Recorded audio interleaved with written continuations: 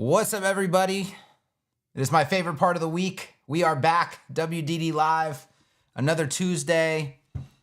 Manos is in the house, AT Williams, Curtis, welcome, Sarah, Justin, Andy, Calisthenics Ireland is here, Rob is here, Striped Goat, we got all the OGs in the house, looking fantastic. The Hunzi's here. Welcome, welcome, welcome, everybody. What are we doing today? We're gonna be doing some live builds. We're gonna do some explorations of some things. I'm getting back into, you're gone for WordCamp. Actually got a cold after WordCamp, so took a little bit of a break with that thing. It thankfully cleared it up pretty quick, but still have a little residuals going on. But then before that, the Etch launch, and I haven't been building for like a month. I did the little speed build thing that kind of got me back in the swing of things. But you gotta keep up a rhythm. You know what I'm saying? You gotta keep up a pace, or things start to slip. So we're gonna be doing some frames stuff today. Just kind of kill two birds with one stone. We get a WDD live. We get maybe a new frame or two. We don't even know. I'm not gonna do like easy ones. We're gonna tackle something. So we might get one, we might get two, I don't know. We're also gonna kind of take our time and go slow so that people don't get left behind. We can answer questions. So if you have a question, hashtag Q, hashtag question, that will put it in the queue and I'll be able to find it and answer it as we go. Okay, Derek says, hey, at least you survived Portland. Barely, my friend, barely survived Portland. Yasser, I found interesting strappy headless CMS. I wish WordPress would have the same function. Yeah, the grass always seems greener on the other side. It's not necessarily the case, obviously. I'm not looking outside of WordPress. I'm not panicking. I'm not even really interested in the conversation anymore. It is what it is. It's gonna work itself out. It's gonna blow over. It's gonna be fine. We're all gonna go back to normal. We have to remember that we're in a little bit of a bubble, right? The vast majority, there's millions and millions and millions and millions of WordPress users, most of whom have no idea what's going on right now. Like they don't even know about it. They don't even know there's a thing happening. And so it's just like, it's a massive ecosystem. We are all in a little bubble that likes to yell a lot. And we have to remember that. We have to keep that in mind, right? Like the entirety of WordPress is not panicking. They're not even caring. They're not even knowing. And I think it's just going to work itself out. It's just, a bunch of rich people yelling at each other, essentially. So, yeah, let's move on. Let's do our work. Let's do our good stuff. Let's do stay in our wheelhouse and just, get things done, produce value, cash checks, do our thing, right? Okay, so let's take a look at what wait, hold on. There's some news today outside of WordPress news. Two things in music, actually. I'll just update you guys. Some of you like to stay updated on this kind of stuff. Nick D, I'm obviously a big fan of Nick D. I like independent artists. I like indie artists. Nick D, big fan. New album out. It's called Sycamore. It's pretty dope. So go listen to that. And Jon Bellion, who I think is one of the most brilliant musicians of all time, has a new song. Now, this is, I believe, the intro to a coming album, okay? And the important part about this is that apparently he's been in a record contract for the last 6 years that has kind of put a kibosh on stuff he wanted to do or the way he wanted to do it, and he had to wait to get out of that in order to actually produce new music for himself. He obviously produces a lot of music for other people, but probably all the top artists that you like, Jon Bellion's got like a hand in it. So just absolutely brilliant.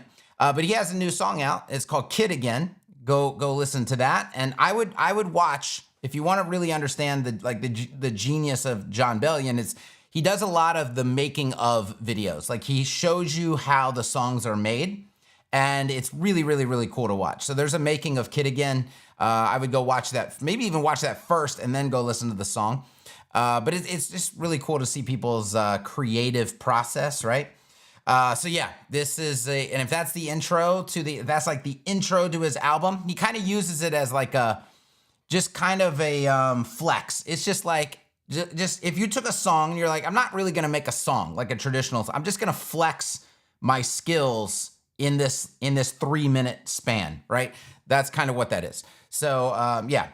All right. So those two things I think are cool. Show us the album on screen. Okay. Well, I can pull these up here. Let's go share screen, Spotify. Okay, here's Nick D's right here. So this is Nick D's Sycamore albums, 20 songs, man, 20 songs. And this guy releases, if you don't know, this guy releases a new song every Friday. Or maybe it's every 2 weeks on Spotify. I'm also in his private group. He releases one in his private group every week, and then one on Spotify every other week, I think. So, and then he's just releasing albums. What else? What else? Norman San also has, you go Norman San, this man, I'll tell you right now,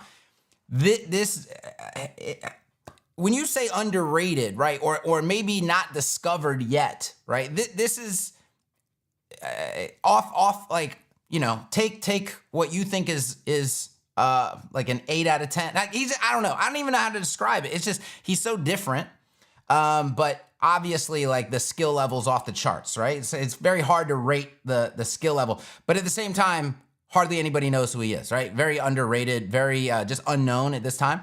But you know, like, okay, so go in here. Problematic is the latest album release, right? 14 songs, absolutely dope. But you got to go back into like I Miss Mixtapes. This is absolute like.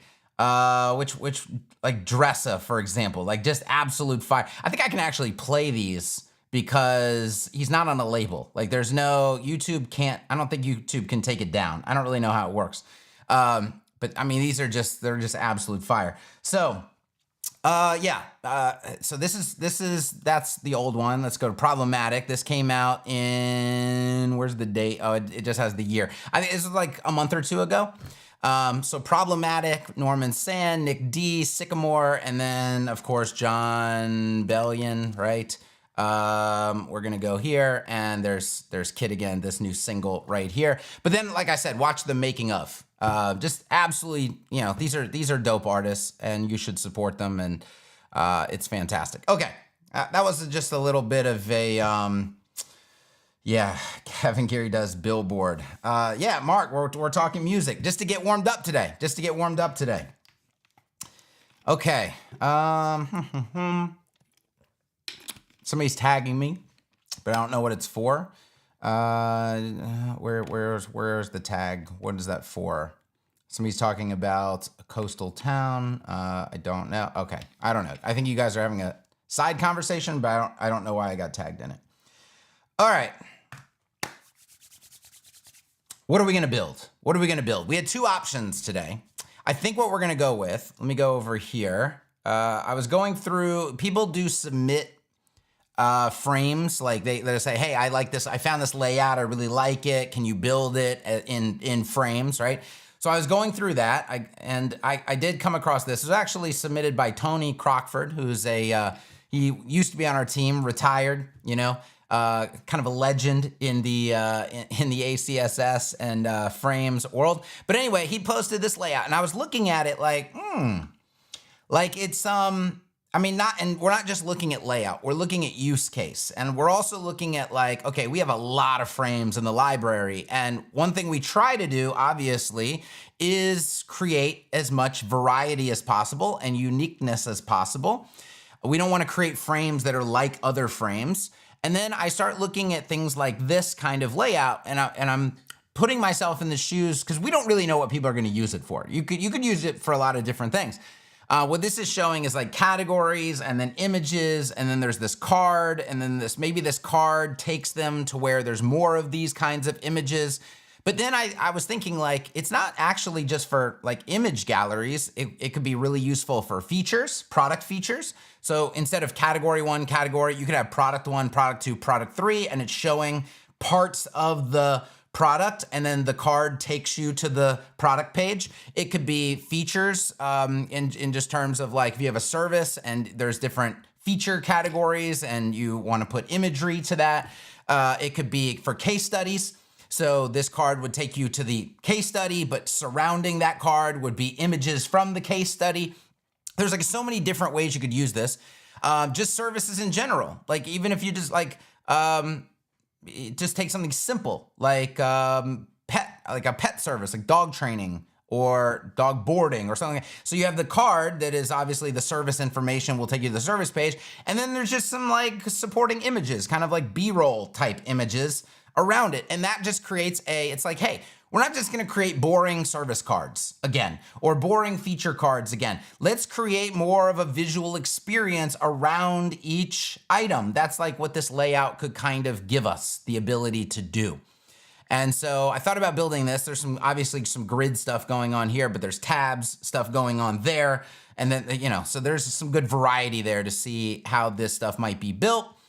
And when I do this live and I do it kind of slow, I also like to take a look at something like this and show the thought process of how you think about how this thing might be used, all the various ways. Can it be query loop compatible? Can it support dynamic data? How would that work? And then we can, well, why is it zooming? Why is it zooming? Circle, what are you doing? I just clicked on it. I didn't want to like inspect it. Let's go back down and find, I think it was toward the end. Let's see, where did that layout go? Okay, there it is right there. Okay, yeah, let's not click it. I didn't want to zoom in. Yeah, and then think about the process of building. Like where do you even start when you're trying to do something like this? And eventually you want to get it to the dynamic data area, but like, do we start with dynamic data? Do you build it static and then map the dynamic data? And like, so we got to talk through all that because a lot of people don't really know. They might look at something like this and be like, I don't even know where to start. I don't even know where to begin. I can't, maybe they have so much sense of overwhelm, they just are like, I can't do that. Like, let's just not do that. Let's just do something easier, right? Okay, so that's kind of why we want to tackle things like this. Now, there was one more. It was this. It's a little similar, but it does different things. It is a tabbed layout, okay? And what I found interesting about this is, okay, you have talking points to sell something, right? Well, your talking points change depending on who you're talking to. And this is one of those layouts that kind of gives you that opportunity where it's like, they've obviously created segments or what I call buckets, right? And so one bucket is I run a business. Another bucket is I'm a designer. Another bucket is I work in sales. Another bucket is I'm a marketer. And what I like about this is like when you click on one, it gives you a testimonial that matches that thing. So from that kind of person, hey, here's a testimonial from that kind of person, a person like you. And then next to that, it's like, here are the top 5 selling points for that segment, for that bucket. And so if somebody chooses I'm a designer, they're gonna see 5 different selling points and a quote from a designer. If they say I work in sales, 5 things that people who work in sales care about, and then a quote from somebody who works in sales. This is another really good concept for how, not just how to lay out content, but how to focus on conversion style content. This is content that really does a tremendous job of selling and converting, right? It's not just generic content. It's content that's well thought out. It's there for a purpose. It's laid out this way for a reason. It makes it easy for people to bucket themselves. And you could also do, because this is tabs, you could do conversion tracking on this, or not conversion tracking, but interaction tracking. Like how many people, what percent interact with the I'm a designer bucket, right? What percent of people interact with the I work in sales bucket? And you could start to really just understand your audience better and the kind of people that you're driving to your website. Anytime you can bucket people, anytime you can create segmentation, anytime you can map copy and testimonials to that segmentation, really, really, really good things are probably gonna come out of that in a lot of different ways.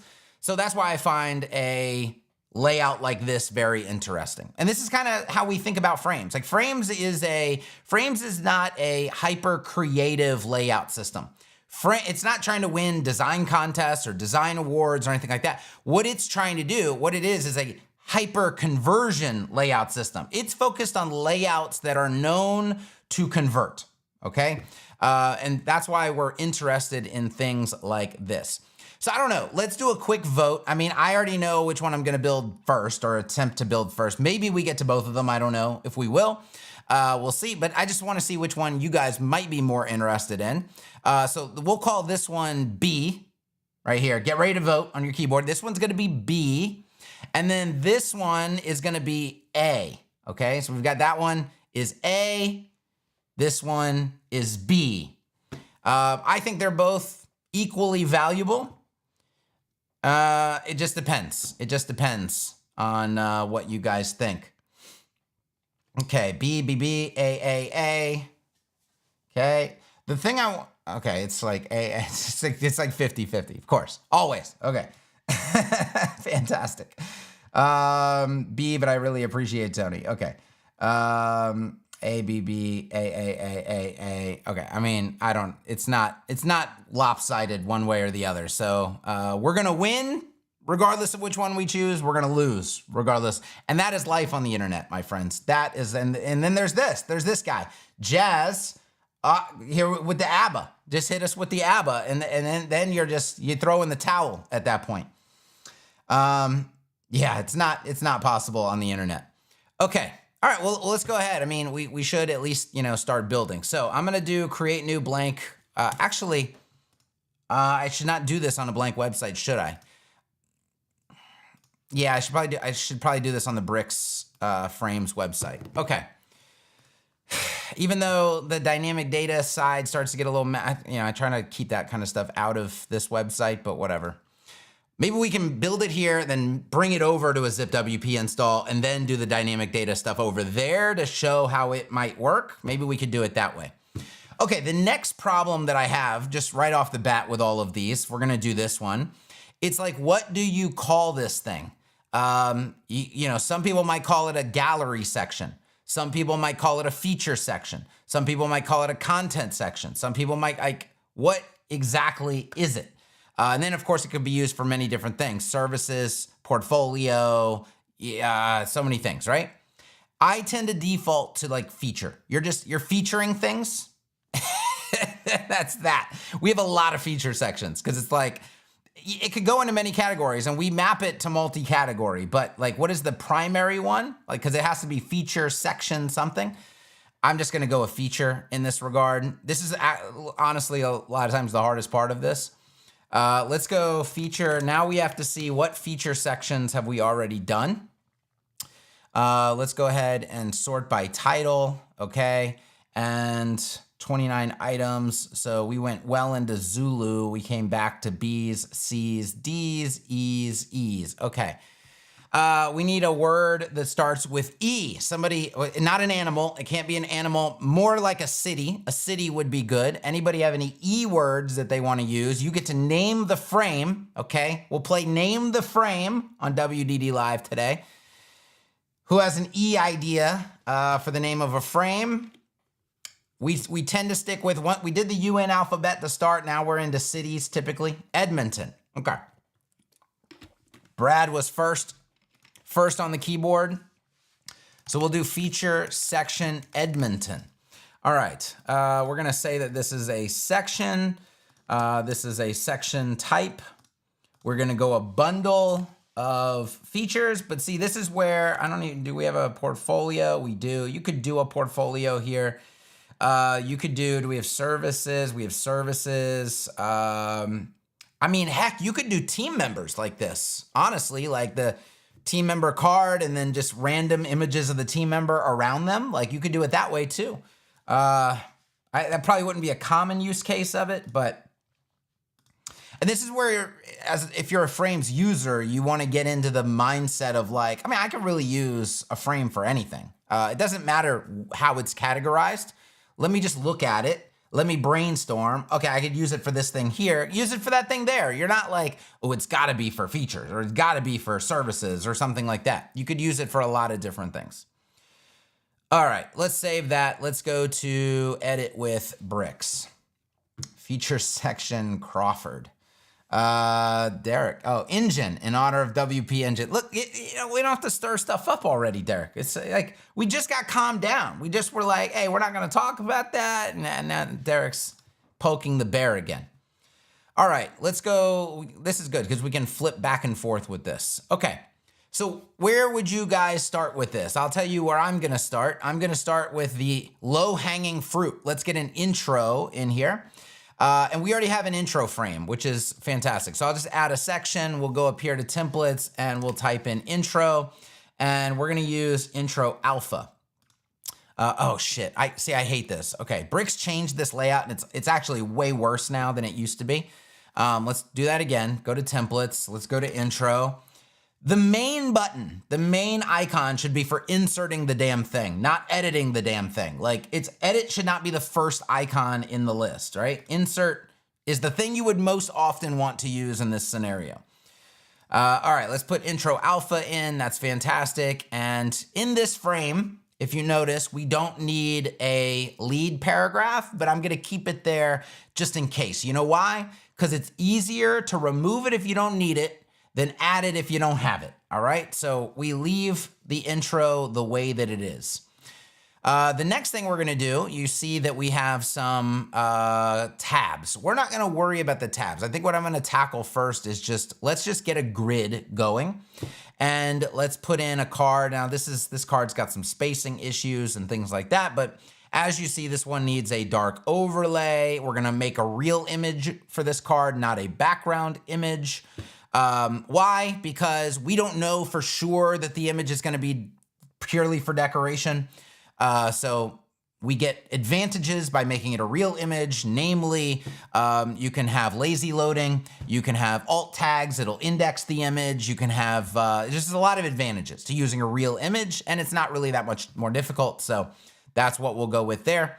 Let's get a grid going. All right, so let's go back. And we'll use this container right here.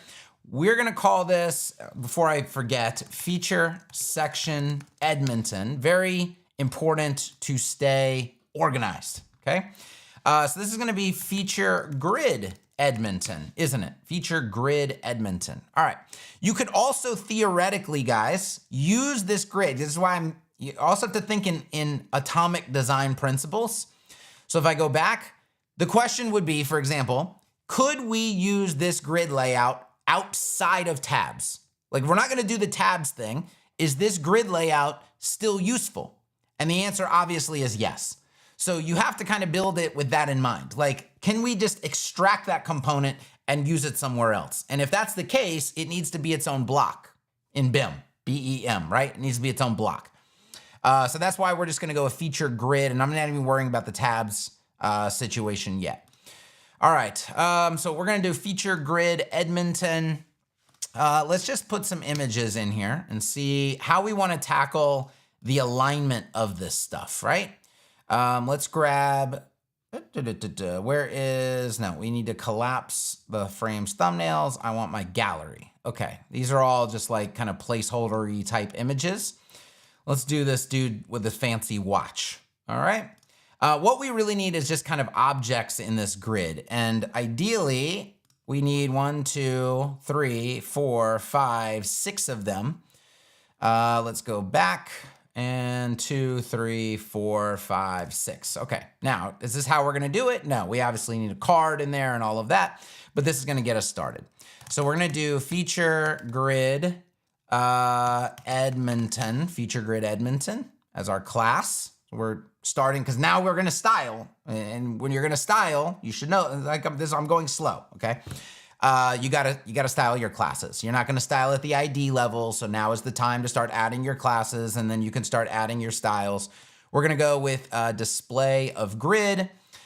We will put a grid gap in. That makes perfect sense, right? If you're using automatic CSS, use a grid gap in your grids. Fantastic. And now we get to the part where we need to talk about the grid structure of this, okay? So we obviously are gonna span some things, right? We're gonna span this card both on the row axis and the column axis. We're gonna span this image across those axes. But what we really need is think of it in the smallest grid structure. in terms of these little squares. 1, 2, 3, 4. If you're going to take 2 more of these squares and put them in here, how many would there be? There would be 4. So what I'm seeing is a 4-column grid, and then 1, 2, and 3, looks like just 3 rows, right? That's what it seems to me. Now, I am dyslexic, so as we go through, my brain tends to miscalculate things and do things backwards, but that's why we'll go slow. We'll take it easy. So what do we want? Well, if we want a 4-column grid, I mean, we can just do 4 columns like that.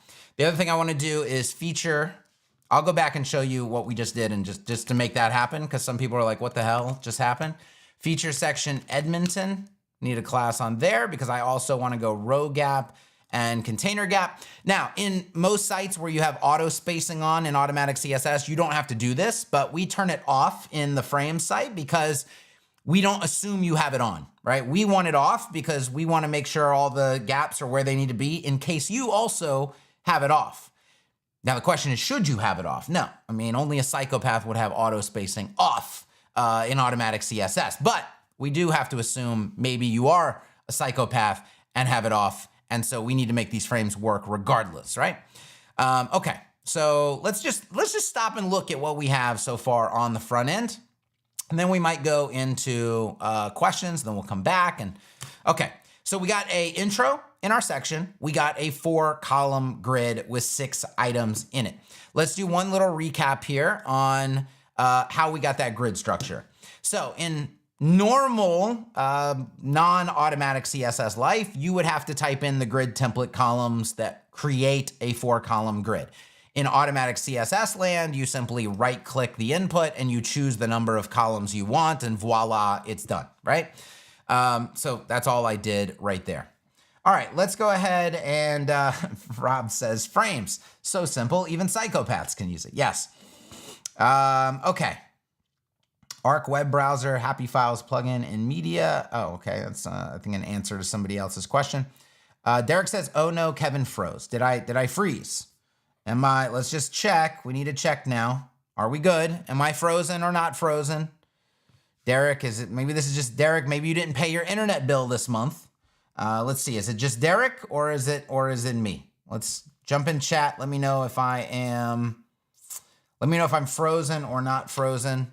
I'm going to answer some questions here as we let people catch up on what's going on. Not frozen. Didn't think so. Okay. Derek, check your bill. Who's calling me? Is that Bev? Bev's already, she doesn't like how this grid is going. She's got some opinions. Okay. Just kidding. It's not Bev. It's a telemarketer. Okay, let's go to search #Q. Let's answer a couple questions here. We're gonna just pause, take some pauses to answer some questions. Okay, let's see. Over my time here, I've learned that I'm not the best at asking questions. What advice do you have to develop the ability of asking better questions? Well, that is a good question. And the quality of the answers that you get does depend on the quality of the question. What I would say, here's the biggest thing. And this is answering support tickets. This is answering how-to questions in general.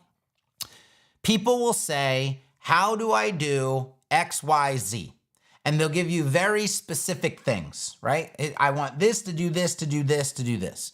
And it's very difficult to answer a question like that when you don't know why. Like, what is the end result you're trying to achieve?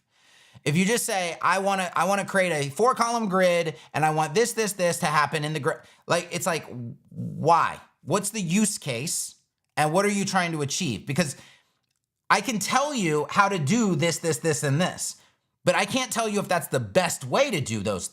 Like, if I don't know why, I don't know if that's the best approach, right? So they'll ask a very specific question and it assumes that what they're asking is the best approach, right? There could be 5 different approaches and you're taking one approach and saying, how do I do this? I mean, I could answer that question, but first we need to know if that's even the best approach, right? And oftentimes it's not the best approach. So really, when you're asking a question, make sure you give the why. What am I trying to achieve? okay? And then if I know what you're trying to achieve, I can help you with the best way to go about that. Or what we might theorize is the best way to go about that. Sometimes you don't figure out the best way until you've done it one way and you run into a roadblock and you're like, fuck, it's not gonna work that way, or it's not gonna work well that way, it's gonna be very hacky that way. Let's go back, let's try again a different way. But we can't do any of that if we don't even know what you're trying to achieve, right? So tell us what you're trying to achieve. Okay. Some frames are not respecting the radius settings in ACSS. For example, CTA section Sierra. Is there a way to force all frames to always follow, or we just need to edit it? Not respecting the radius for CTA section Sierra. CTA section Sierra. Well, I mean, let's go to templates. This is CTA section Sierra. Well, okay, here's the thing about this frame, right? This frame was for a very specific kind of image, which is a cutout image like this, right? Now, it's not to say that you have to use a cutout image for this kind of frame. Like you could use probably any image, but it's designed for that because, you know, like here's another one I think that would work. Boom. Right? And so this creates a great look. Now, is that to say you can't use a regular image? I mean, let's see what happens when we use a regular image. It looks fine. I mean, it's fine, right? Now, the media doesn't have, probably, let's go to border. It's set to 0 radius. Why is it set to 0 radius? Because with those cutout images, you don't want radiuses on those. It can cut off part of the image that actually should not be cut off if you're using an aggressive radius or something like that. So with this frame, given how we wanted it to be used, we zeroed out the radius. Now, if you want to use it a different way, like, oh, I'm using it with a full image, not a cutout image, I want the radius, all you have to do is clear that. If you have auto radius on, just clear the zeros. Or just say radius and apply that to all sides and you get your global radius. Remember, automatic CSS has a global border radius. It's right here. If we go to borders and dividers, borders, border radius. This is a global radius for your entire site mapped to a variable that's just called radius. It's like, hey, I want radius, I want radius, I want radius, radius, radius. Anywhere I want radius, I use radius, right? That's mapped to this value right here. That gives you global control over all radii across the website, and life is good, right? So you see how I just fixed that frame for my use case real quick? But that's not to say that border radius wasn't working on this frame. Border radius was purposefully zeroed out on this frame because the kind of image we suggest using is not suitable for border radius. But if you want to use it for a different purpose, then yes, you have to override that decision and do the next appropriate thing, which in this case is var radius, all right? Now, I have to be very careful that we don't save any of that. So let's put this back to zeros the way that it was. And I actually need to get this back to, because this is, I think, actually saving, maybe it's not. It's not gonna save that image, but just in case, let's go to placeholders. Let's make sure that we get that back to where it should be. Okay. And then, all right, I'm fine with just deleting that now. Hopefully that explains that. Let's do one more question, then we'll get back to what we were doing. How do you get your desktop items in the left column? You're able to access media library without exit to WP media. No, I do have to go to the media gallery. I think you're talking about happy files, but that's in the media. Oh, you mean like when I go to add in, oh, right here. Yeah, this is happy files. This is happy files. But it's still the default. It's just a folder system essentially for the media gallery. But yeah, it's called happy files. Okay. All right, let's go back to chat and we'll go back to answering questions in just a moment. Some of you are putting questions in. They don't have the hashtag. They're going to get lost. Okay. All right. Well, let's just see how we could start to approach this. Now, what I'm imagining is we have a card in position number 1 in this grid. So not an image, but a card. But if I go to feature grid Edmonton, I'm going to say that we're going to put CSS. This is where I really prefer to go custom CSS here. because we're gonna have a mix of elements in this grid. It's probably best to control the grid structure from the parent and not worry about the children much at all, right? So to do that, we're gonna go to root. We're gonna select the first direct child. That's essentially what this does right here. And if you don't know, or you're not sure if you're selecting the appropriate thing, you can do what I call a border check, which is just apply a very ugly 5-pixel solid red border and see where the border shows up in the canvas. Okay, and you can see right here that I am in fact selecting the first item, right? Okay, so grid column, let's say 2, span 2, that's actually gonna be 3, okay? And so that puts that right there. 1, 2, 3, 4, 5. Actually, there's gonna be a few ways to do this. We know we want it to span 2, right? And let's say grid row span 2 also.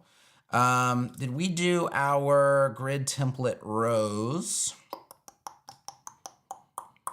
Okay, let's go 1, 2. Now this is where you're, especially if you're dyslexic, recognizing how these stacked on this side. 1, 2, 3. Let's go look at the original. 1, 2, and I'm doing it different because we're playing with the order of these in the DOM. 1, 2, 3. Maybe that's 4. Maybe that's 4. So okay, let's go back to the parent here and let's go down. Okay, let's do root. And we're selecting another direct child, nth child 4. Now, the way I'm imagining this grid is being handled is you want a specific number of items. This is not a grid where you can just query an unlimited number, right? You can't really have too little, like too few, and you can't have too many because this grid is based on symmetry. Let's go back. This is a symmetrical grid, and it's like it kind of just needs to look like that. There just kind of always needs to be the same number of items in the grid, especially if you're gonna put a card in there and you want the card to always be in the same position in the grid and you don't wanna break the grids. Like imagine if this last image just wasn't there. Like this it would look like an unfinished grid. Like, why is there a gap there? Why is there a space there, right? So this is where you would wanna make a note on the front end. Now this kind of thing does add complication to how you're adding data to the website, right? You could easily get in a situation where you create a breakage. And we wanna take a look at how to maybe prevent that as we go through this. Okay, so let's do a border check. Border 5-pixel solid red. Okay, there's the 4th item. Let's just see what happens. Grid column span 2 and grid row span 2 here as well. Fantastic, okay. Great. Okay, and you see the grid is kind of nicely filling itself out. And we don't actually have to, and I actually might argue that it's a little out of order in this example. Like, should the card be the rightmost thing? Like, I like that it's in the top, but I don't know that it should live in the right. It may make more sense for it to just live as the first thing and everything else exists around it, which is kind of what we've already achieved in our version, right? Imagine that this is the card and everything else kind of exists around it. Now, the other thing we might want to do is we want to make every child in here a square. But let's go back, and because not all these things are going to be images, which adds a little bit of extra complication as well. But these are definitely squares. These images appear to be squares. Okay, so the next thing what we want to think about is maybe we do want a child class. So we have feature grid Edmonton. Let's do feature grid. I do get a lot of lag on this website in Bricks. There's a ton of classes on this website. There's a ton of layouts, and it is starting to become a problem, which is not good. So feature grid Edmonton _, and let's do media. Okay. See the lag on that when I click that? Media media. Actually, I can just delete these. Bang, and then just duplicate them again. Okay, this is the benefit of doing that at the parent level because my grid is still good to go. All right, so we have media on all of these. That's fantastic. Now let's come in and say, oh, well, we messed up again. Those need to be figures. So let's try that again. 3, 4, 5, 6. Okay. Now we want to go 1-to-1 on our aspect ratio. We want to object fit cover these. Fantastic. All right.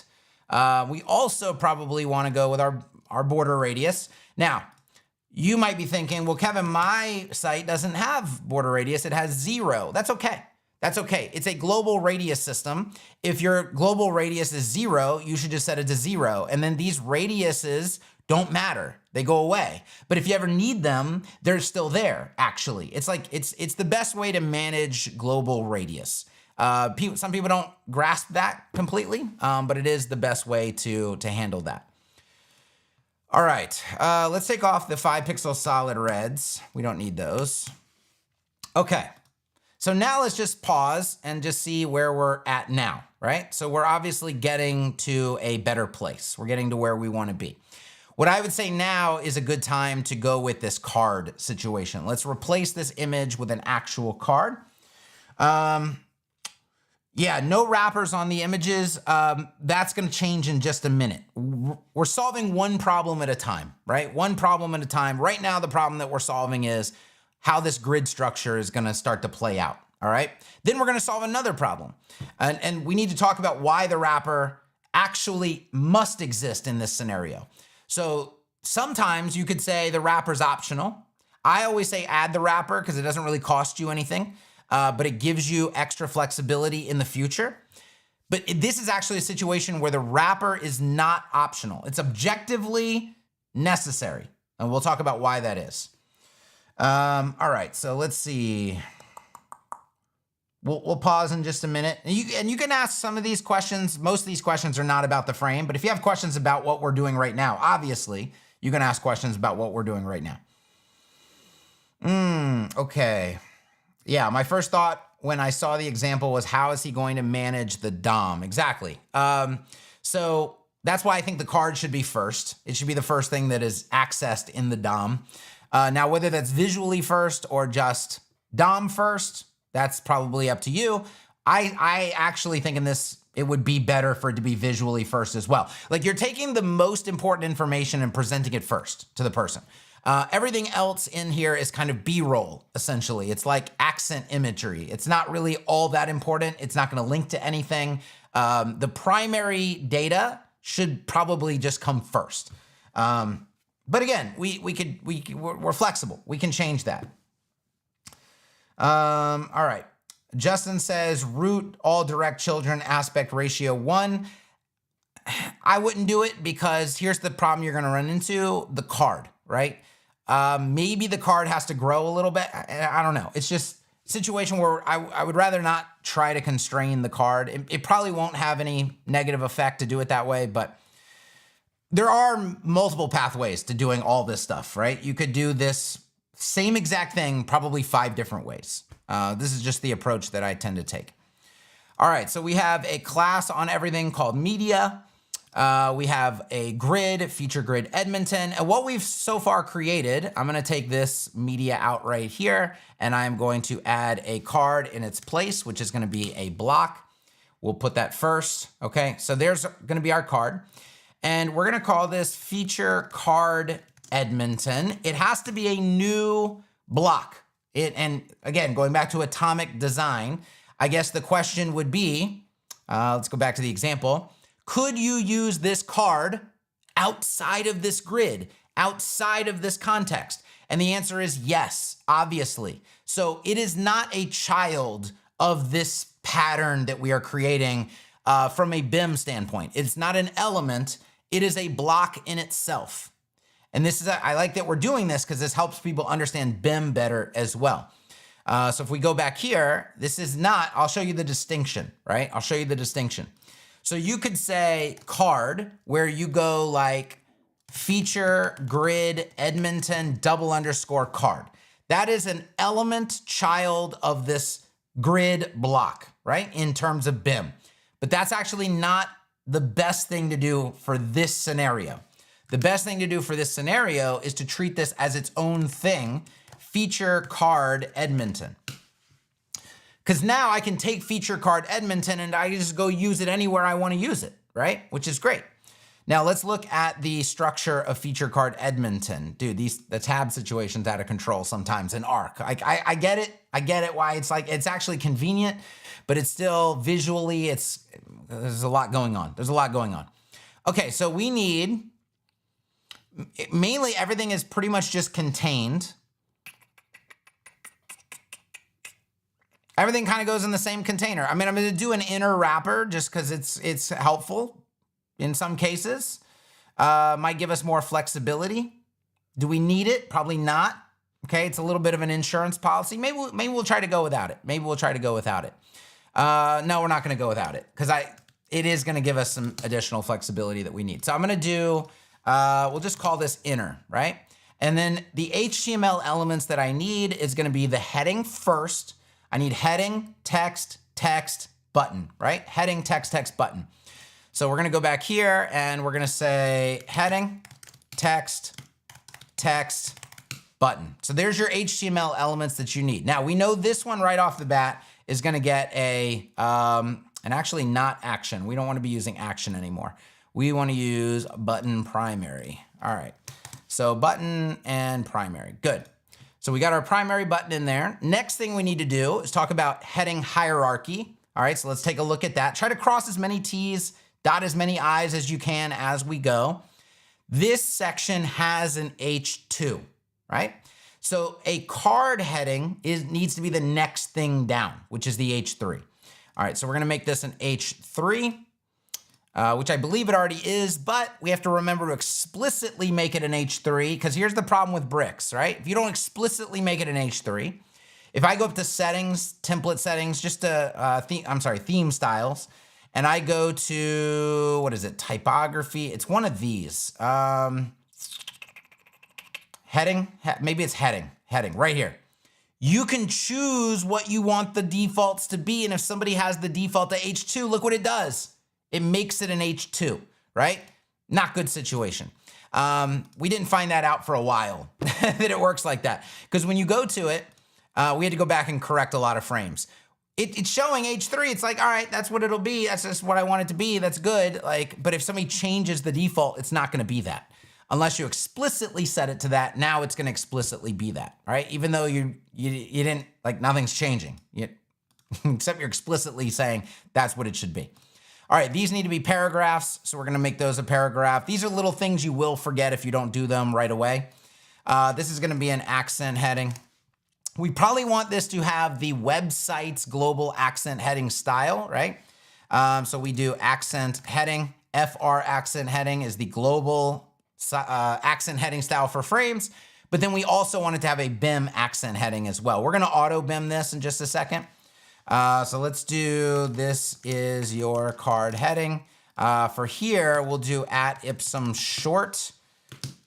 At ipsum short. Had a little typo in there.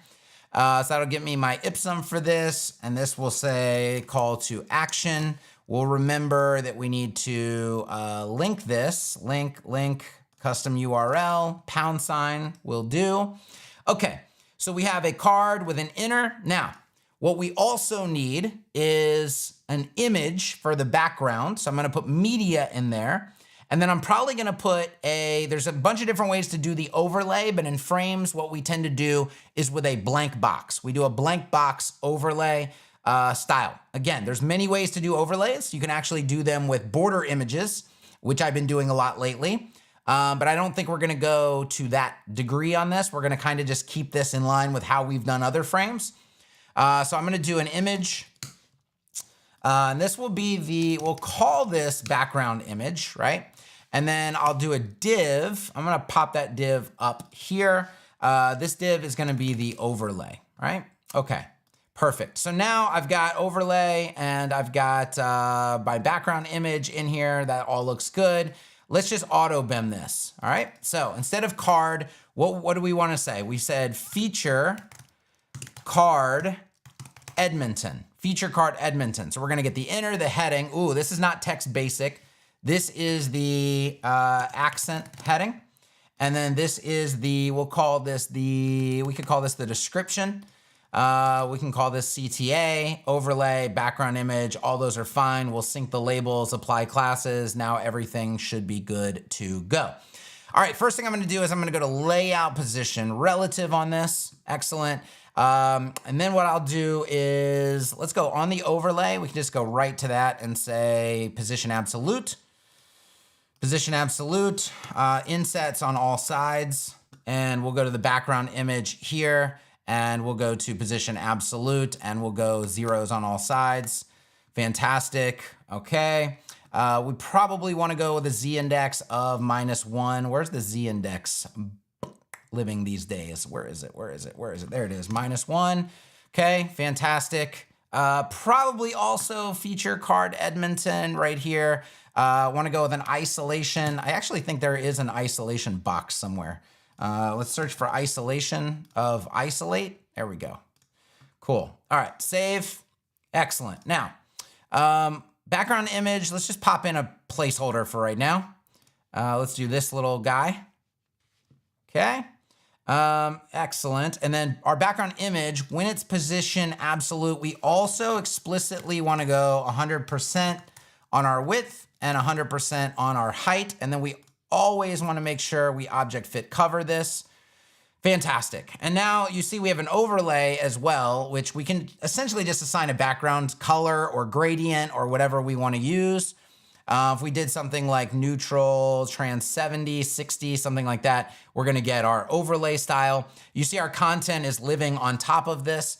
I can just say typography is going to be text. We'll say text like muted on all of that, okay? The inner, do we want the isolation, isolate? No, okay, let's go with a Z index of 1. Okay, good. And then our heading, we're gonna go typography and we're going to go with text light. So we have light muted on the text, we have light on the heading. We wanna take this inner and we can essentially just space everything out with content gap. And then what we wanna do is we can do this on the inner or we can do it on the card itself. Probably gonna do it on the inner. Let's go ahead and apply some padding. First, we want to flex grow this, probably. Flex, where's our flex grow? To 1. There you go.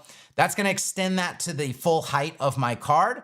And it's like now I have a card inside a card where I can just go whatever padding I want. Maybe XL is probably the most appropriate for this. And then I can probably just align everything to the center of this card. Let's see what our... Yep, it's all aligned to the center. It's probably the best way to handle this kind of layout. You don't want to do, I would see people do space between on this and it would not be great. This is actually a dark card, so we don't want to go with button primary. We want to go with button neutral. And then we want to do, actually, okay, let's do button neutral light. Button neutral light. I think we have that set up on the frame site. We do. Okay. All right, let's just take a look at what we've got so far. Let's go back to the front end and take a look-see. Okay. We want to make sure that our card has its border radius as well, which again is the same as the rest of the border radius on the website. So we're going to take feature card Edmonton. We're going to go down to border and we're just going to choose radius. All right. It's not a value. It's just a global token. And you're gonna see here that there's a common problem. We're not getting a radius. Almost always, 9.9 out of 10 times, when you have an image in a card and you're trying to put a border radius on the card, the image is spilling into where the border radius is, right? And so you can't see the radius even though it's there. And that's called overflow. It's overflowing the edge into the radius. And so what you need to do is hide the overflow. 9.9 times out of 10, that's the problem that you're facing, right? So if you take feature card Edmonton and you go find overflow and you set it to hidden, you're going to see your border radius. Let's go back and refresh. There's our border radius, right? So we have a dark overlay, real image in the background, not a background image. We have a nice looking card situation right here. We've got a bunch of, other images going on here. They could be whatever we want them to be. Now we need to probably start talking about query loop compatibility. We need to start maybe bringing in the tab situation, okay? But let's pause, let's answer some questions, and then we'll move on to that part. Yeah, you could do overflow clip as well, for sure. Okay. Let's see. What is, never knew about the isolation box. Yeah, they added that, I don't know, 5, 6, 7 releases ago, I think. You used to have to type it manually all the time.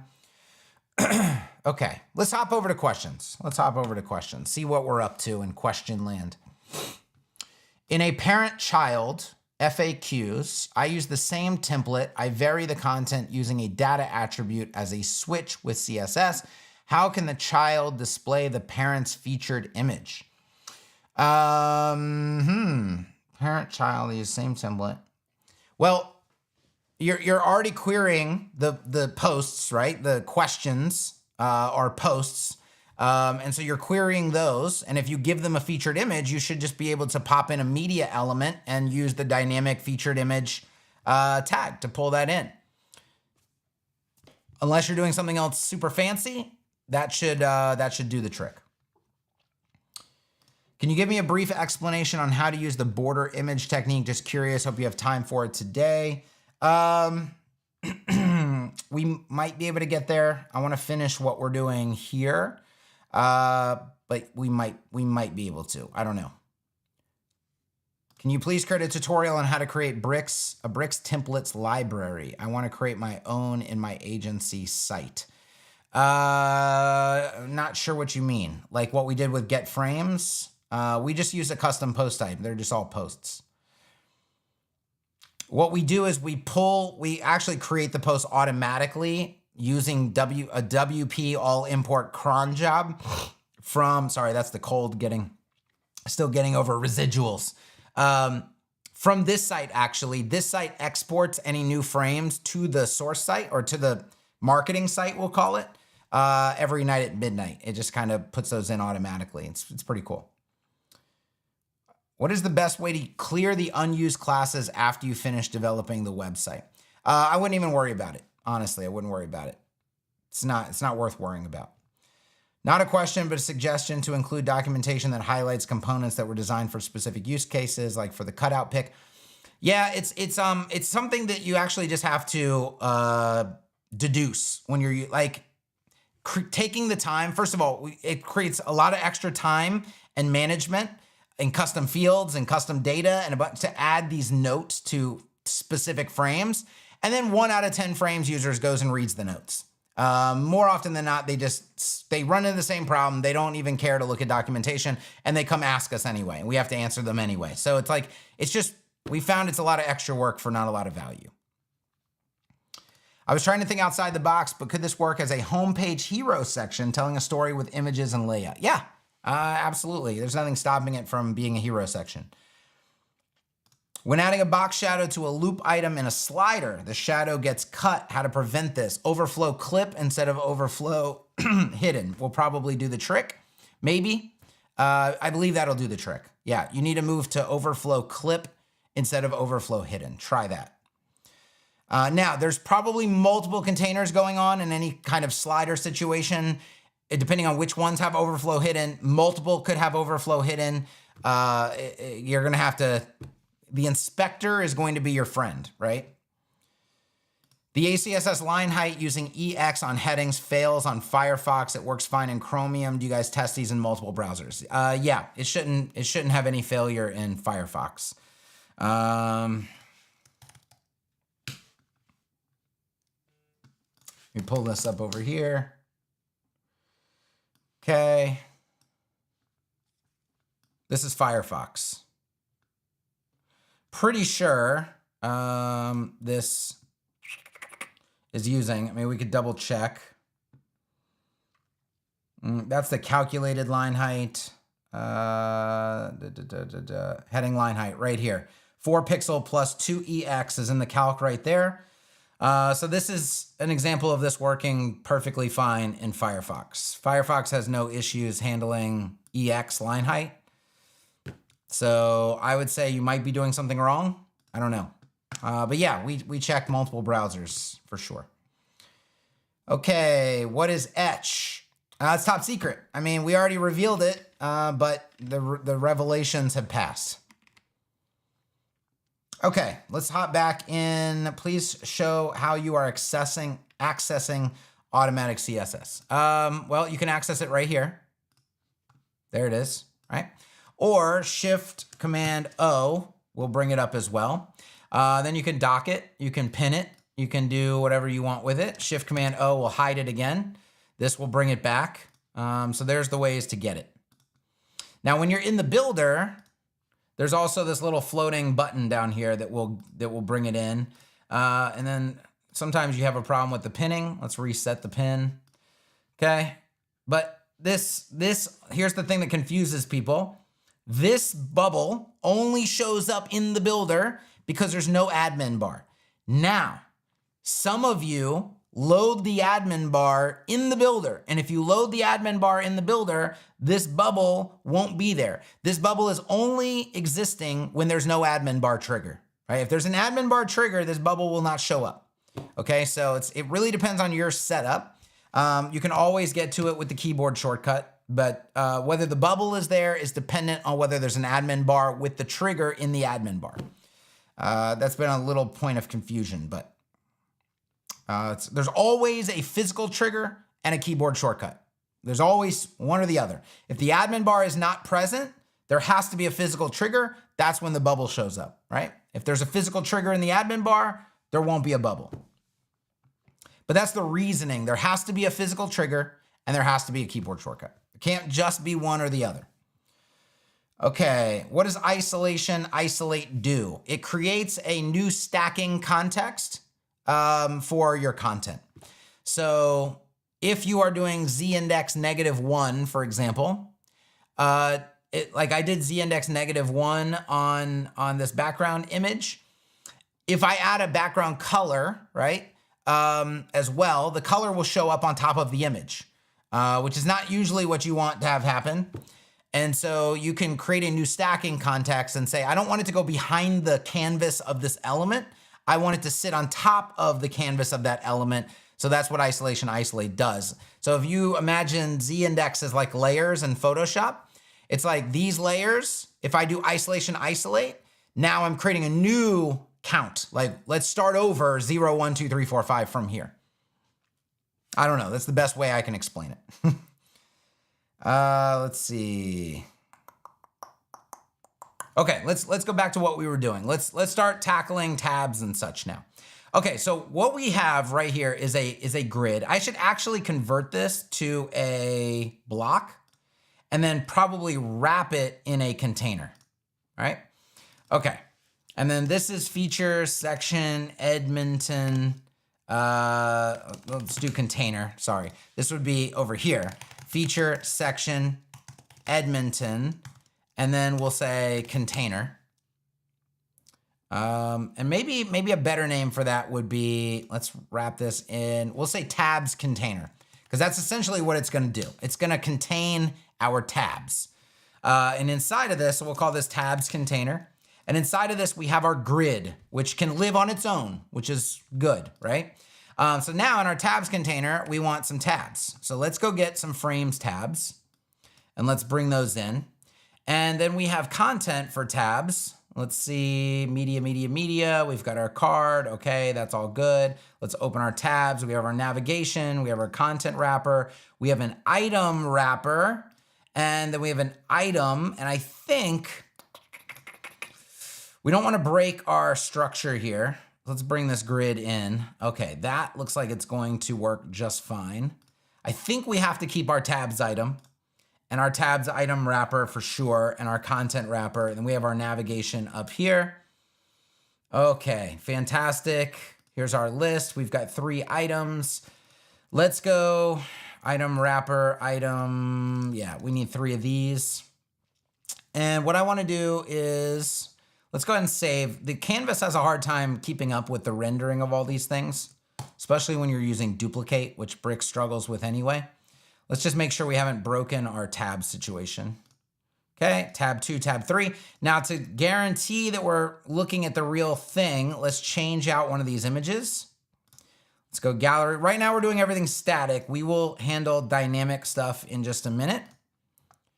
Okay, but right now we want to verify that we have some functional tabs. Okay, save. Now let's go check this on the front end. Okay, so we have tab 1, tab 2, tab 3. See how we have different content in each tab? So we're looking really good, right? Okay, let's go back in and let's go to frames tabs, and we're gonna call this feature section Edmonton tabs. Okay. Now we could call this, we could treat this as if it's its own block. You could do feature tabs Edmonton, but it's like how many, atom frames do you want to create? Okay. Now the Bricks has a problem with components like this in the sense that some things can only be done at the ID level and some things can be done at the class level. And that's really annoying, right? I'm gonna take off animate active tab. I'm gonna, for the most part, do a lot of this at the ID level because I can control a lot of the tab styling from one single source of truth anyway. But the class is there as insurance, essentially. But I'm gonna do most of this stuff at the ID level. So tabs wrapper, we want it to be horizontal, that's fine. Tabs item padding. Let's go ahead and remove, okay, so we can see the padding get removed from the items up here in the navigation. And I want to reference our frame. See, we're not really doing any, we don't really need any visual padding, okay? At least I don't think so far. So that's fine to remove that. Let's go into content item and let's remove the padding there as well, because I don't think we need any padding in the item itself. Okay, that's fantastic. Background color, we don't need any background color either. Excellent, okay. Tabs item, grid layout. Do we want to do this with maybe grid 1 so that we can do a little bit of a content gap? I think that might be the way to go. Okay, let's look at our situation on the front end now. Fantastic. So we've got our tabs kind of separated from our actual grid down below. If we go back to our source frame, that's exactly what we're looking at right there. I think those are a little far away from the grid, so I'm happy with our content gap being there. What do we want to do with maybe our tab item, item active? What do we want our item active to be? We don't want it to have a background. We want it to have a border. And we want the bottom to be solid. And then we probably want this to be, we could just choose a color. We can just choose a color for now. Let's do BG light. Let's do BG light. Save. Okay. And let's take a look at what we've got. So now instead of a background color on our tab, we should just have an underline effect on our tab, which we do, okay? So let's go back here, tabs item, active, border, width. I don't know if, that is gonna work. That is gonna work well for this. What we probably need to add here, I'm not liking that I'm not seeing it, is it's fine when you're gonna go full width tabs, but that's not always what you need, right? Sometimes you need max content width tabs. And in this case, you're gonna wanna gap them out. And I'm not seeing a gap property. Now I can do it manually, right? Custom CSS, but I would like us to have a gap box. So Andrea, if you're watching, Nuno, if you're watching, Brendan, if you're watching, make a little note. We need a gap box in tabs item. Pretty sure that's probably already Flex already, so we could easily put a gap box for the people. You got to do this for the people, right? There's our tabs right here. Let's inspect this and see. This is FR tabs list, which is a global for all frames tabs are going to use this. So FR tabs list, we should be able to just custom CSS this real quick. Let's go into, this is where feature tabs Edmonton really comes in handy, actually, as our insurance class. So we do that, and then we can just border. Let's do a border check, 5 pixel solid red. Make sure we're getting the correct thing. It looks like we are. Let's gap. And our gap on this, we're just gonna go space XS. Excellent. Would it be I don't even know what direction. I guess they're going, yeah, I guess that would work. Okay, justify content to the center. Get rid of our border check. And now look what we have. We have centered tabs. Okay, and we can space those out however we want to. Let's look at the source frame. A little bit more spacing. So let's go, instead of XS, let's do S or M. And now what I like to do is I like to abstract these away. Yeah, we'll do that a little bit. We'll put CSS here, just denoting that, hey, there's some custom CSS here. I don't know how much of this we're gonna have to do, honestly, so, but we'll just start. So we'll say, we could say nav spacing, okay? Space M, and then we're just gonna change this to nav spacing. All right, and that just kind of gives an abstracted variable that kind of should make sense to people. And they can just worry about changing stuff up here and not worry about what's going on in the custom CSS down below. Because now if I just change this, it's like, oh, I want to change the spacing of my nav. Okay, well, you can just change this to whatever you want and you'll get all different kinds of effects. And it just gives you a little lever to pull that kind of uses plain language instead of you having to decipher what's going on in the CSS down below. Okay, I'm liking our little situation here. Now, I'm thinking now we probably want to start handling our dynamic data, right? Okay, are we ready for dynamic data? That is the question. I think we are. You know what? I think that this card, actually, it needs to be an H3, but I want it to look like an H2. So I'm gonna go typography, right click, H2, right? I'm not changing the tag. The tag is still H3. I'm just grabbing the ACSS H2 heading size and sticking it in there. And now we have an H2 heading. And so now that card is gonna look a little bit more like it's lifelike in this size rendering. Okay, let me go back to chat real quick and see how we're doing in chat. Am I going slow enough? Like, I always have trouble figuring out the pace. Are we going slow enough that you can kind of stay with us and understand what's going on? Let's see. Geary now in stereo. I don't know what that means. I didn't change anything. So we should have always been in stereo. All right. SK says pace is fine. Great pace. Okay, good. Sometimes, like, I don't know, we just get off to the races and I think I'm going too fast. And sometimes I'm like, I'm going to talk extra to explain this extra. And then I'm like, maybe we're going too slow. I don't know. Let's go with dynamic data. I think we can go with dynamic data at this point. Are all these images wrapped in figure tags? They are, correct. Okay, good. All right, to do dynamic data, because I don't want to do it on this website. I want to do it, oh shit, what just happened? I don't know what just happened. Oh God, what just happened? I'm pretty sure we'd already saved, so we're good to go. Let's look up Edmonton. Feature section Edmonton. Okay, let's edit. I save a lot, so yeah, we should be good to go. We're good to go. All right, what is the easiest way for me to get this out of here without publishing it? Probably just go to Bricks Templates and Edmonton and export template. Okay, that should be good enough for now. Let's just go in and see how this would work. Blank website. What kind of website are we gonna create, my friends? Let's do a, we could do, let's do a travel site. And these are gonna be areas that we take people to, areas that they can go to, right? So we'll do travel site and we'll go from blueprint, bricks blueprint, create site.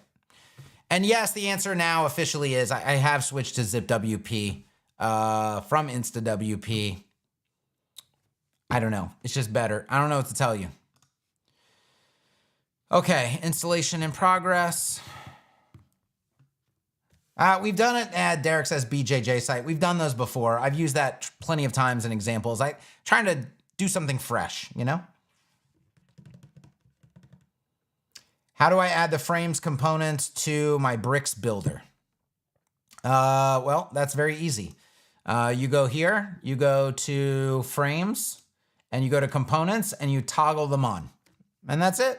And then they're there. Now, what I would also recommend you do is you go to options and you go to bricks enhancements and you do hide redundant bricks components. That's gonna hide all the bricks versions of what's available for frames so that you're only using frames. And I would also enable pro mode for add elements because that's gonna get rid of all the chintzy bullshit that you shouldn't be using anyway. And it's only gonna give you like core stuff, like the stuff you should be using. All right, let's go to bricks frames. No, where are we? We want to go to ZipWP. This is going to be our travel website. And then we're going to open WP admin from there. Excellent. And then we need to import that frame. So we're going to go to bricks, templates. Do you import here? Yeah, I think you import it here. Choose files. Okay, downloads, template, import. And now we have Edmonton. Look at that. Now we have Edmonton, but let's go ACF, let's go post types, let's go destinations. Destination. How do we want to approach this? Should that be categories or do we want to do like, how do we want to do this? If you query the destinations and then you query, thinking how maybe that whole thing can be, maybe it doesn't have to be, maybe it doesn't, yeah, maybe it could just be destinations. We could do featured destinations because this is more like, what if you had 100 destinations, you wouldn't be using this kind of layout, would you? But if you had like 5 featured destinations, then this would make sense. This kind of layout would make, so maybe what we need is destinations and then we need a taxonomy and we can feature certain destinations and we'll just do it that way. Maybe we'll try to do it that way. I don't know. I think we have to get going before we like figure it out, right? It's one of these things where you're just gonna have to solve the problems as they arise. Okay, URLs, what do we wanna do? What do we wanna do? We wanna go get rid of the front URL prefix, so we'll just save that. So we have destinations. Oh, you know what? I usually make these plural and I forgot, and now you can't change it. We're Fucksville, people. That's what we are. Okay, taxonomies, add new, and we'll go destination. Actually, I call this, we could do visibility. I use the word visibility a lot because you could do hidden, featured. You could, it's like controlling the visibility of these objects, right? Let's try visibility. Naming things on the internet is the hardest thing. Would you call it visibilities? Visibility. I'll just do this. Post type, we want to say it's applied to destinations. Advanced configuration, I think we still have to do the front URL prefix rewrite. Okay, save. Under destinations, we now have a visibility control. Like we could say hidden. Oh shit, come on. That's bad UX. Do you see that UX problem I just ran into? Hidden, add new visibility, but we could also do featured, right? Okay. All right, let's go to all destinations, add new destination. Let's do Sonoma, Arizona. Be nice, right? Let's just live in our dreams right now. That's what we'll do. We'll say that this is a featured. Okay. Throw out, hey, you guys help me out. I need destinations. Give me destinations, really good destinations. Somewhere you might want to visit. A featured destination. Where are we going to take people? Where are we going to take people, my friends? Throw them in the chat. Taking suggestions. You help me build the site. Let's see. All right, while the delay happens. Okay, there we go. Oh, Sedona. I'm sorry. You're right. And I'm from Arizona. Man, we'll chalk that up to live streaming. Hold on. Where are we at here? Where are we at? Oh, add new destination. Okay, let's go backwards. Yep. I want to go backwards. Sedona. Sedona. And let's see if we can fix this. All right, nice. I hate that there's no like enter. There's no, I'm like, is it gonna get it? Did it save it? You just have to like click out of it. Okay. You can't just say like India. Oh God, come on. What is it? Ilse? Ice? What's your name? I don't even know your name. Why are you trying to stir up shit right now? Why are you trying to stir shit up right now? Oh, leave it alone. I would do the Grand Canyon, but we're already doing Arizona. Santa Fe, New Mexico. Okay, we'll take that one. Santa Fe, New Mexico. All right. It's not that because it's not in, yeah, it's definitely American. Okay. Destin, Florida. I got married there, so we have to choose that one. Destin, Florida. I think we're good. We'll just go with 3. We don't need to get, we're not building a real site here, okay? We don't need to get crazy because I got to go find photos for all these fucking places now. Okay, so let's go Santa Fe because I think we forgot to feature this. So let's say featured. And Sedona we did. Destin, Florida, we need to featured. One thing I do need to do, which I wish this was the default, like taxonomies, visibilities, where is it? URLs, no. Where's hierarchical? Oh, here it is, right here, save, okay. You gotta get the check boxes going. Okay, add new destination. Let's do one more because I'm gonna make this not featured, and that way we know whether we have done our job right or not, okay? We're not doing Portland. This is not, it's not a featured destination. Not a featured destination. Let's do Tuscany, Italy. God, look, SK's got all the good ones, right? See, this is the man you need. When you need suggestions, SK is the man you need around. Tuscany, Italy, this will not be featured, okay? So unfortunately, Tuscany is not gonna get done. All right, let's go to pages and let's go to add new page and let's call this featured destinations. All right, publish, and let's edit with bricks. And now what we need to do is we need to put in our little layout feature section. You see I clicked edit again? Horrible UX. All right, feature section Edmonton, I wanna insert it. There we go. Okay, this is gonna say featured destinations. And let's take this heading. That's very conservative on the width. Okay, let's go 20 character width. All right, now we have our tabs. We are waiting on content. Okay, how do we want to do this? I think what we're going to need to do, it's going to be 2 query loops. I'm thinking you're going to query the navigation and then you're going to query the content. And the queries essentially need to be identical queries, right? And you're always gonna query the item. So we need one of each thing.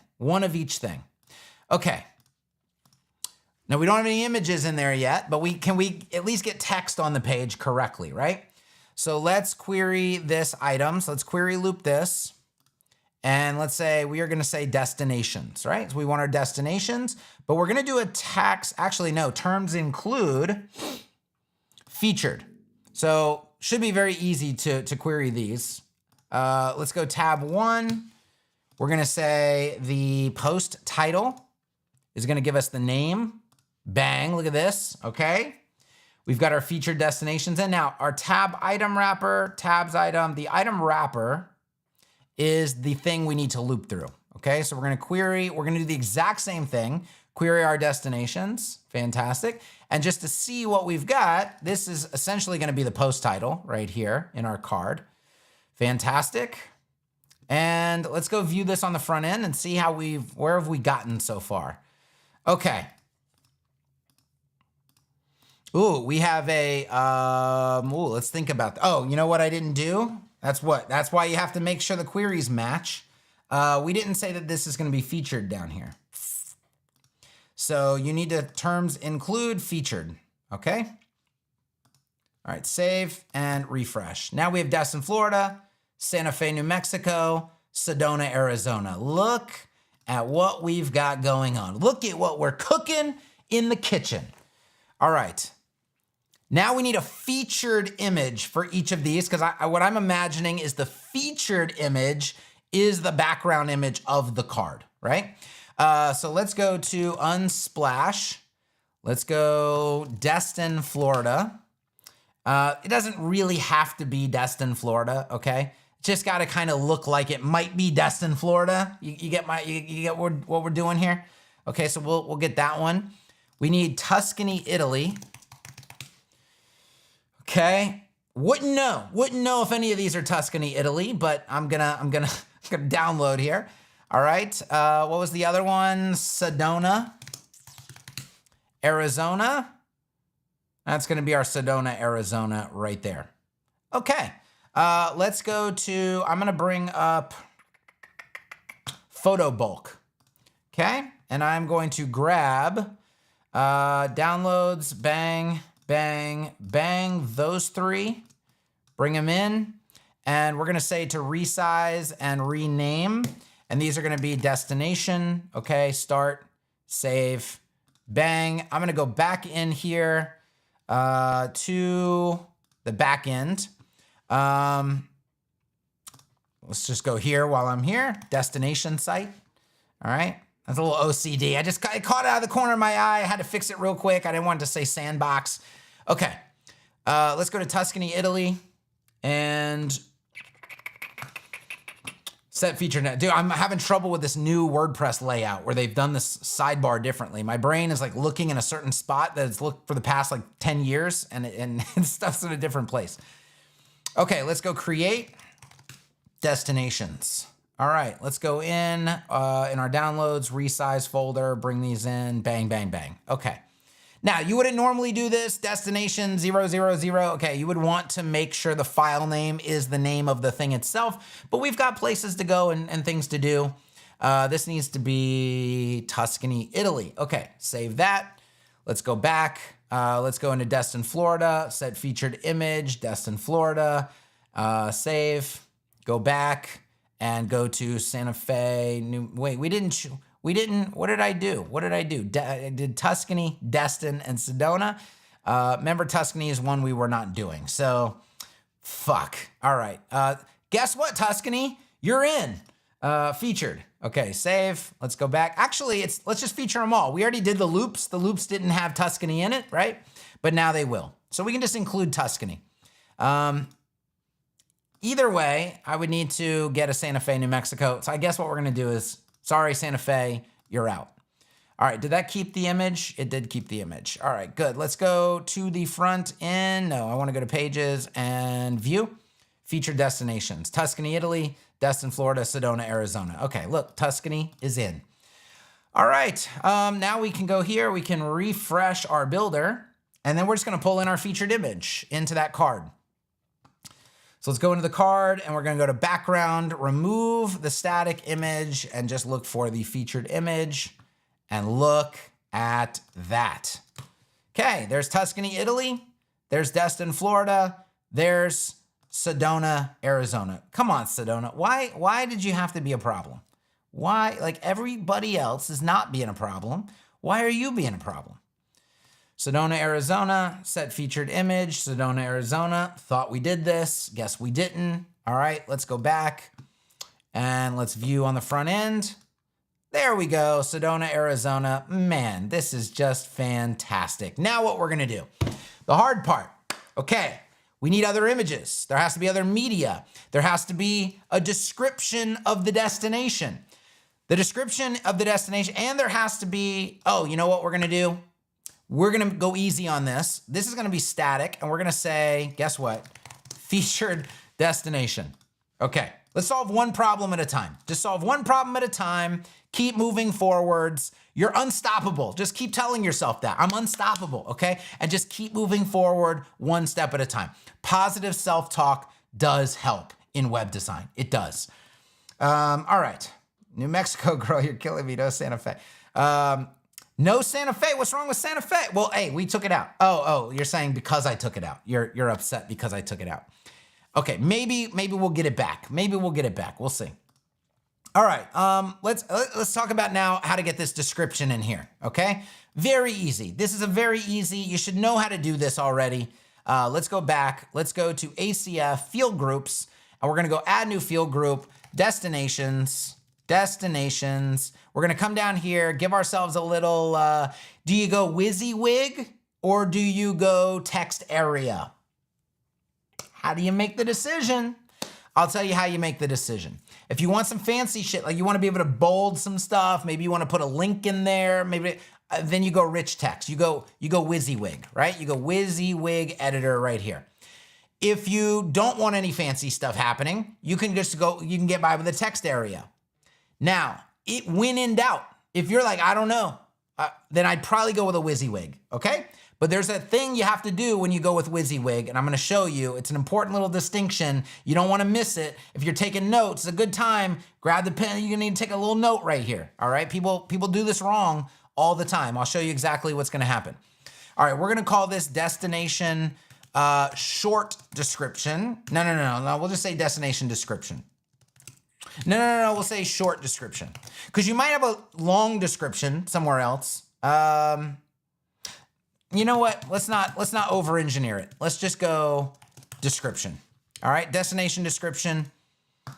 I do this a lot. I just waffle back and forth. All right, save. We do need to remember to assign these to destinations. But now if I go to destination and I go to, for example, Tuscany, Italy, you're gonna see I have a destination description box. Look at that. And then what I'm gonna do is I'm gonna head over to Claude and I'm gonna say, write me a travel description for Tuscany, Italy. Write me a travel, a 2-sentence travel description for Tuscany, Italy, selling me on why I should visit Tuscany, okay? Now, actually what I'm gonna do with Claude here, I'm gonna say, Claude, okay, I want you to write some really awesome travel descriptions for cities that I give you. These should be 2 to 3 sentences long and should persuade the reader to visit the location. Okay, bang. Okay, let's go, Claude, let's go. All right, I'd be happy to help create some enticing travel descriptions. Well, thank you, Claude. Glad you're on my team. All right, Tuscany, Italy. Let's see what you got, Claude. Look at this. Look at this. Okay, bring this in. Tuscany, Italy. Bang. Pop you in. Save. Okay, now we need to check on our length here. We need to check on our length. I actually want to do character counter. Let's count characters. All right. I'll show you some stuff we can do with our friend Claude here. Okay. Characters. 74 words. 74 words. I'm already thinking this is going to be pretty long. Let's cap it there. 300 and, okay, we're going to go Claude. Hi, Claude. You don't actually need that. You got to treat these. You never know what the AI is going to do to us in the future. You should treat it with as much respect as you possibly can. Hi, friend. Okay. I really need these to be less than 300. What was it? I'm getting my characters. Yeah. Okay. Less than 300 characters. Let's just use character counts. That's probably the best way to go. Characters. Okay. All right. Good. Okay. Okay. Tuscany, Italy. All right, there it is, bang. All right, let's grab that. Let's go in here and paste. Good, get any additional nonsense out of there, save. All right, let's go refresh or just get back into the builder here. Perfect, okay. And we're just gonna say that this is the destination description. Now, you see how this is a paragraph tag from the frame? This is gonna be a problem here. All right, save. Let's go view this on the front end.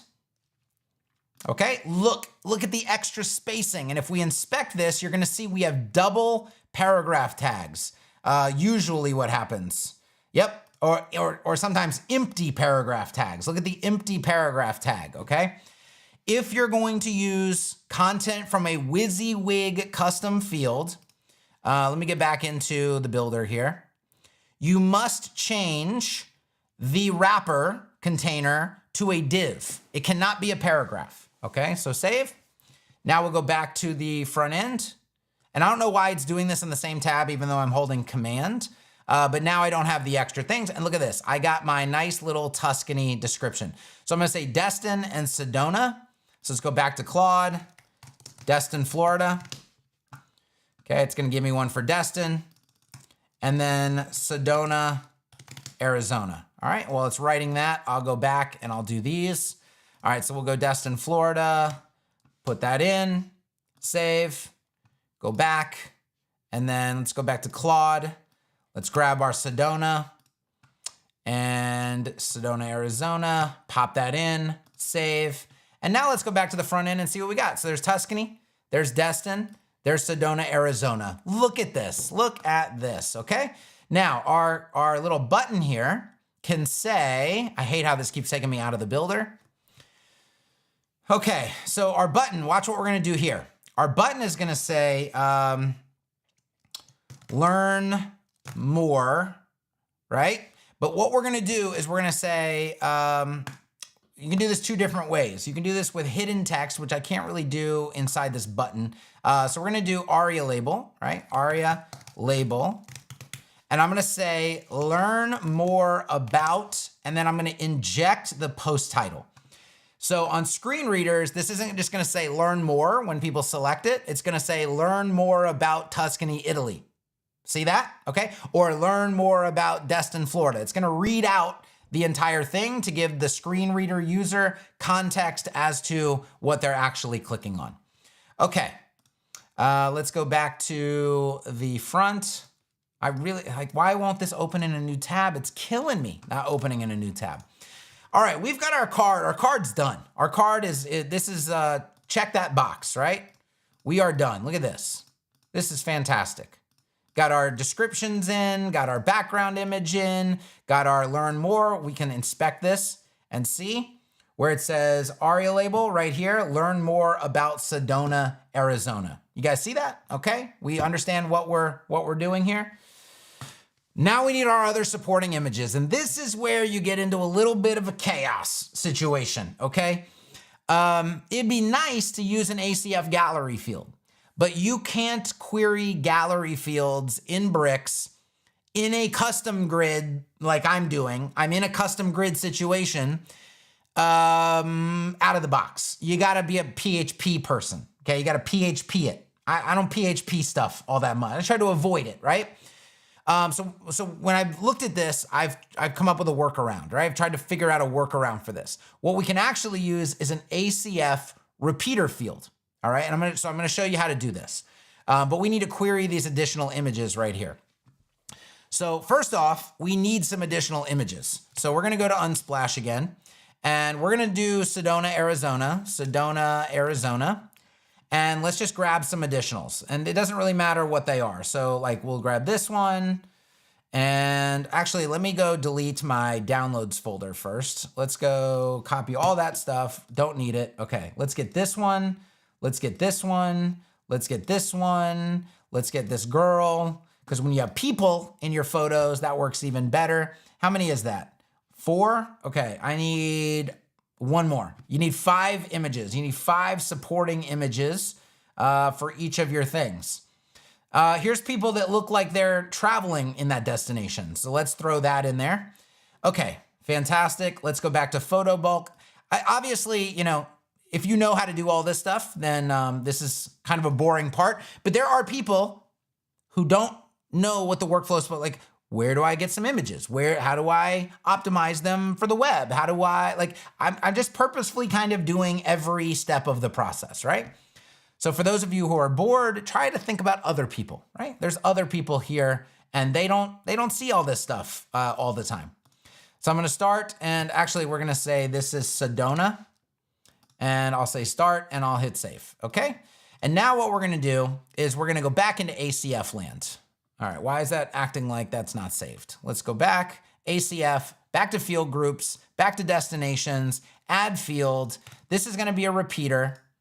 And what we're gonna repeat is our destination images. Destination images, and in here we are going to do an image. And this is gonna be the destination image. Just like that, okay? I think array is fine as the output. We'll see, we'll see. We're on a journey together. We are on a journey together. All right, so we have destination description and destination images. Destination images is a repeater field with a destination image inside of it. And table, block, row. I don't think that's gonna matter all that much. Let's go to destinations. Let's go to Sedona. And now you see we have an image down here. I can add a row, add an image, and then I can go inside of here. I can say these are gonna be all of our Sedona images. I'm gonna grab them from right here and pull them. Fantastic. How many are there? 1, 2, 3, 4, 5. Perfect. And I believe I can just select all of them right here. And it's gonna automatically create my repeated rows, right? It's kind of like a gallery, honestly. It works very, very similar to how a gallery would work, but it gives you extra flexibility in how you're querying the items. All right, so I've essentially just created my destination images gallery for Sedona. I'm gonna go ahead and hit save, and we are gonna go back to the builder. Okay, now what do we need to do? Let's go. This is where we are gonna be forced to have a wrapper. You have to wrap this, and we're gonna call this media wrapper, because you can't query images without a wrapper. This is where I said in the very beginning, it's not an opinion that you need a wrapper, you actually physically need a wrapper. Okay, let's go. First, we need a class for that, probably. So we have, what do we call this? This is Feature Grid Edmonton Media. That makes this Feature Grid Edmonton Media Wrapper. Bang, just like that. Okay, now we need to query loop this, and we are going to choose the ACF repeater. And inside the media, we're gonna get rid of the static. We're gonna go dynamic, and we actually have to use the ACF shortcode for this, which is destination image. And large, do we need large? What size do we actually need? I bet we can get away with like 768. And let's see if we are, we are on a journey together. Let's see if we are querying anything. Sedona. Look, it's almost too easy. It's almost too easy. Now you would want to put your alt tags in, right? Let's go to Tuscany. Okay, let's go, we can go back to Unsplash here. Tuscany, Italy. Fantastic. Let's go, we did that one. Let's grab this one. Let's grab this one. I want that one. Let's grab, this one, Vibrant. Look at these nice little people in Tuscany, Italy, enjoying themselves. Okay, let's go here. Photo bulk, done. Yep. Okay, bring this up. Downloads. Where's Tuscany? One. This is, we probably need a gallery. That's probably the better way to do this with the gallery. Okay. Tuscany. Actually, I don't want that one. I want this one. I want that one. 3, 4. Okay. We need one more. Did I not get one more? Whatever. There's going to be a duplicate in there. It's fine. Let's bring those in, and let's go ahead and say Tuscany. Okay. Start, save. Okay. This might be the last one we do. I'll go to questions after this. Obviously, we're just kind of doing a bunch of repeat stuff now. So Tuscany, Italy, destination images, add row, add image, destinations, Tuscany. Got to keep all your stuff nice and organized, okay? Be a good student of the game. Downloads, let's go back to columns, resize. Here's all of our Tuscanys.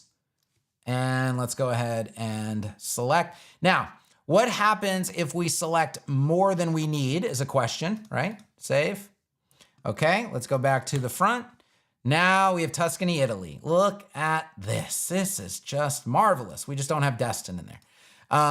But let's see what happens if we threw in an extra row. An extra row. Let's just throw them in again.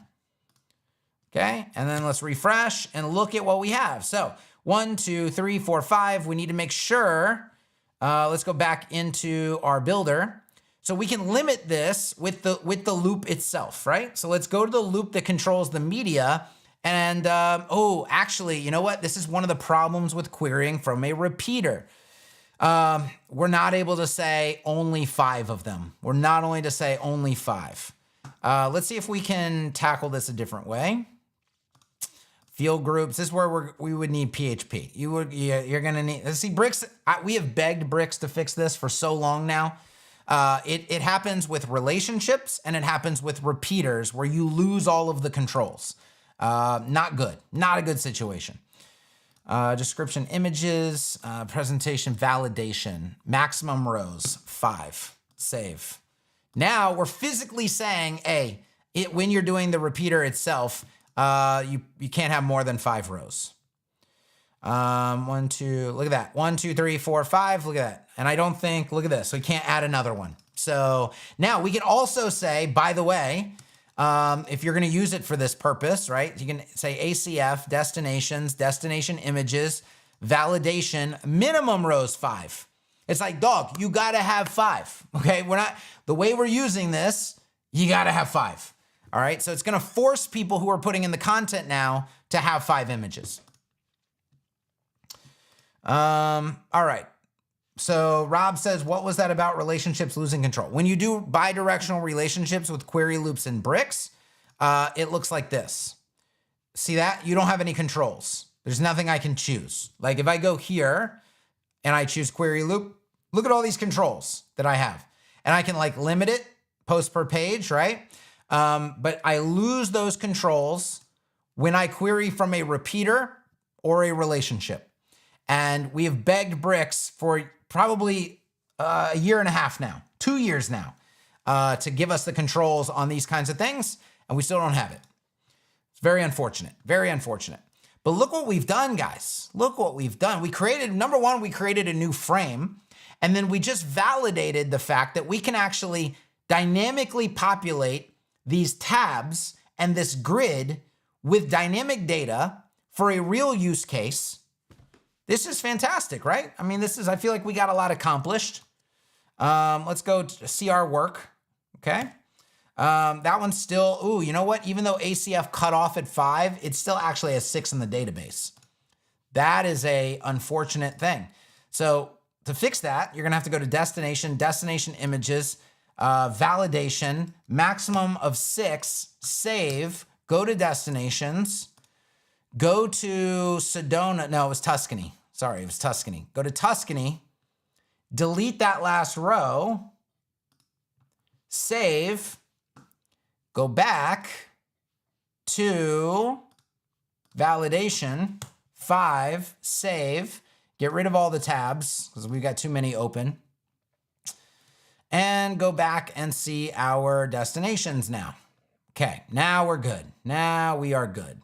And obviously you could put in Destin, Florida. You could add more featured ones. Now, how many are we gonna feature? Good question. We gotta put a cap on that for sure. I would say 5 is the max, right?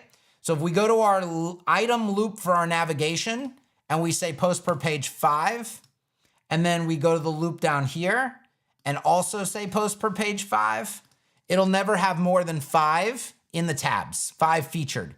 Then you can control the order. So when you feature a new one, it just puts the new one in and replaces one of the oldest one essentially gets replaced. That's how this can be managed completely dynamically, which is really, really, really nice. This is the frames tabs component.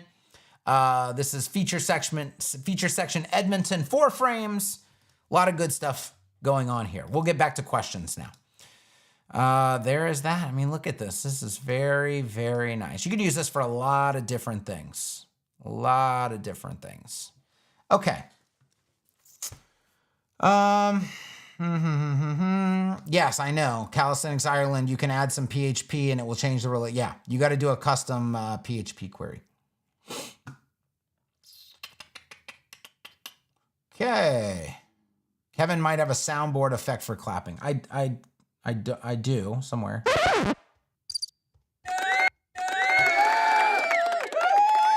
It's really dumb. It's a really dumb one. I need to get a better one. You know, I need to get a better one. Okay. Let's go back to questions. Let's go #Q. Okay. Oh, I'm in the favorites tab. I got to get out of the favorites tab and into the normal tab. Okay.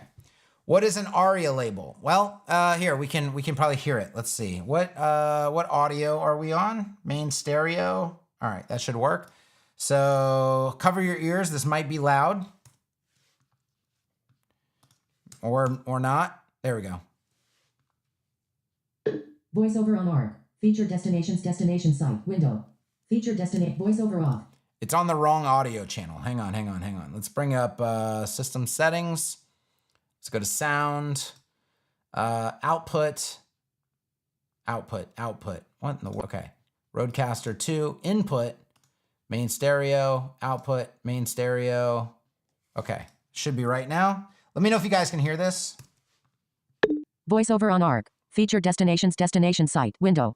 Feature destinations destination site. Web content has keyboard focus. You are currently on web content. To enter the web area, press Control, Option, Shift, down arrow. Sorry, I was controlling the, I think I can turn down the audio of just that channel. Okay. Can you guys hear that? Could you hear it? Before we go any further, you have to make sure you can hear. Otherwise, anything we're about to say is going to be irrelevant. So let me go back to chat. Comments and reactions. Whoa. Chill out. Okay. Now I got to get to the bottom of the chat window. Yes. Okay. Good. They can hear it. All right. So we're going to go over this button right here. All right. Here we go. Link. Learn more about Tuscany, Italy. Tab panel. You are currently on a link. To click this link, press Control, Option, Space. Voiceover off. Okay. If you don't have the ARIA label, it will read the button text, which says learn more. And a screen reader user is like, learn more about what? Like, I don't know what I want to learn more about. But we add the ARIA label. The ARIA label gets read out instead of the button text, right? So you get this. Link. Learn more about Tuscany, Italy. Voiceover off. And then when I'm on Destin, okay, let's refresh. Go to Destin. Link. Learn more about Destin, Florida. Sedona. Link. Learn more about Sedona, Arizona. Voiceover off. See that? And because we made the ARIA label dynamically, it's going to read the right thing for each one. So to refresh that, on the button, style, attributes, ARIA label, learn more about, and then I'm injecting the post title, which is the city name. Okay.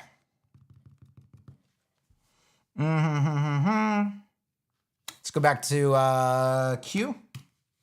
Okay. All right. This felt like a working hours of Inner Circle was working while you were building this great frame. Yes. Yeah, these are fun. The only difference is when I do what is it called? Co-working with Kevin in the Inner Circle. Typically, I just work. I don't talk through it. I just turn on music and I just work.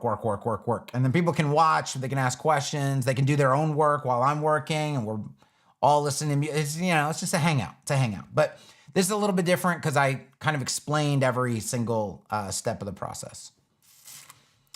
Okay. Why did you have the hidden taxonomy when not featured will take care of it? That's not what hidden is for. Hidden is for, sometimes you want to publish things, but when you loop through those types of things, like I want to publish destinations, but in certain loops, I want to not show that thing. Because actually, like, I could feature something, but not want it to show up in this featured loop, for example. And in that case, what I could do is when I do my loop, okay, let's go to here. I could set this particular loop up to say, include featured, exclude hidden. And now if it's featured, it'll show. But if it's featured and hidden, it won't show because I'm saying hide it from this particular loop, it gives you more control over visibility. I do that a lot with custom post types and stuff, because there are often times where you want to publish URLs, but you don't want them to show up in certain loops, right?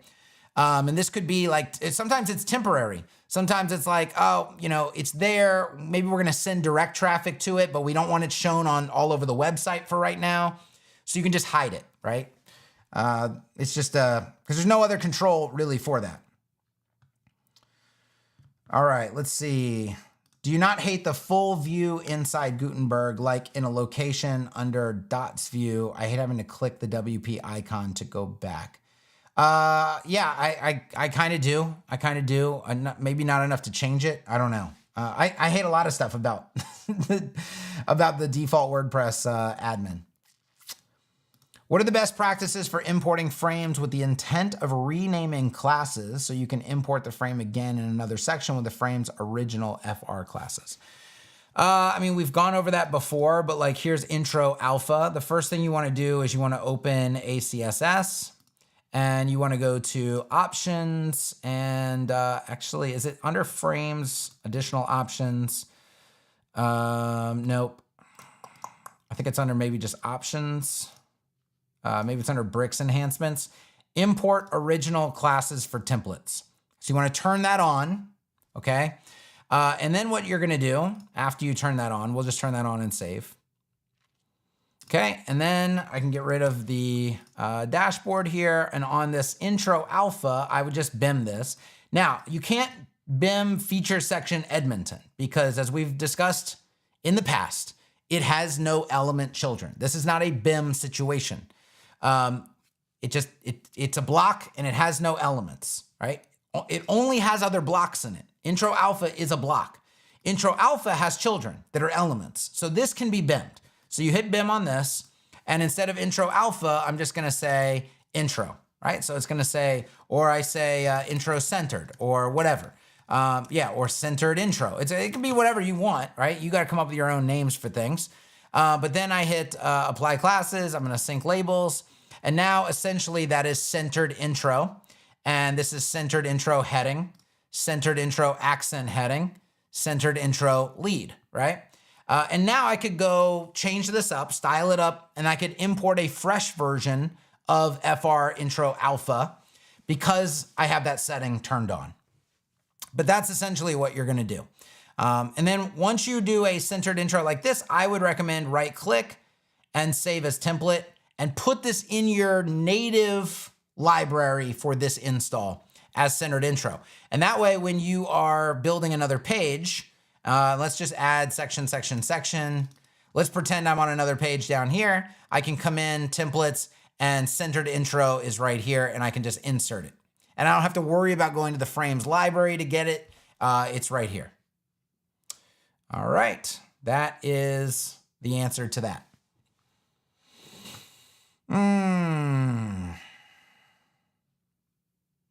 When are we getting the external link indication on links through ACSS, the arrow icon next to external links? Super excited for that feature.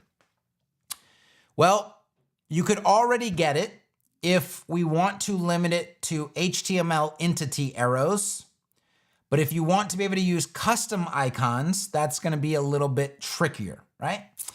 So I'm thinking about releasing it just for support for HTML entities, which if you don't know what that is, it's any of these, like there should be a whole library of them. Here we go. Yeah, like there's a whole library, right? So there are a bunch of arrows in here that you could use.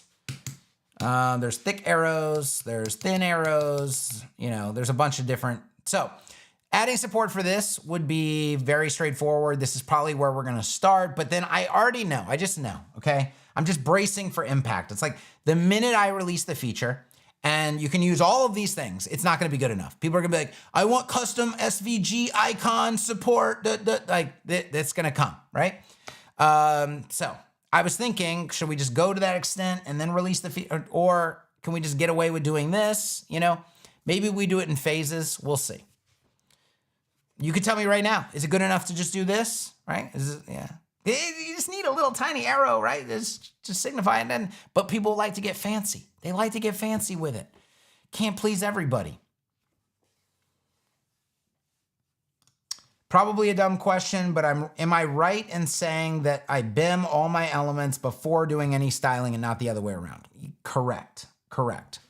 Now, you could do, there's 3 ways to do this. There's the wrong way, there's the inefficient way, and then there's the efficient way. Okay, so we can take a look at this. So we will go to, let's get rid of, we don't need all these tabs. Okay, let's get out of here. Let's go do a new page. I'll just do a little card. I'll do a little card to show you, right? Add new page, we'll say little card. All right, we'll publish, edit with bricks. Okay, so we're gonna make a little card. We're gonna go div, we're gonna make a little card. So the wrong way would be to, well, the wrong way would be obviously wrong, right? Where you're styling a bunch of stuff before you add any classes. Then you're gonna be like, I just did a bunch of work for no reason. I gotta undo all those styles. I gotta apply those to the classes instead, right?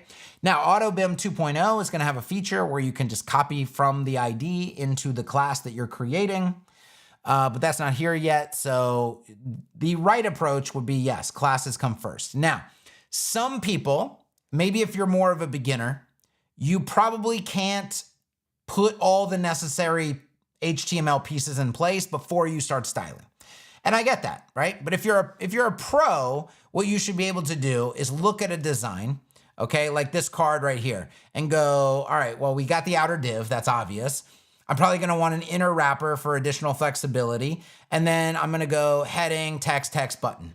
Okay, so this is the most efficient way, right? Where I see what I want. So I'm gonna go block, and inside that block, I'm gonna go heading, and I'm gonna go text, and I'm gonna go button. I think we actually only need 2 texts. I'm gonna go paragraph, and then I am good to go. All those things are needing to be inside this block though. Okay, and then what I would do, again, you know, how advanced are you? You could AutoBIM right now, and you're looking at this situation, okay? But if you're more advanced, you know, what is this? This is my little card, right? And then this is my inner wrapper. I could just call it inner. And then this is my CTA, and this is my accent heading, and this is my description, and this is my real heading. And then as long as I sync labels, this labeling work that I'm doing here is gonna get transferred to right here, right? And then I just need to put things in the right order. So there's the description, there's the accent heading, and there's the CTA. And now they all have their classes, right? Little card heading, little card accent heading, little card description, little card CTA, and I'm good to start styling now, right? But if you can't work that out in your brain before you start styling, then you're gonna have to do it a different way. So you would have to do it like this. Let's do another container. Let's do a div. And you would say, all right, this is gonna be my little card 2. And then I'm going to put a heading in. And then you're like, all right, so I'm gonna say this is gonna be, you're not really gonna be able to use AutoBIM all that much, right? Little card 2, heading, because you're doing things in pieces.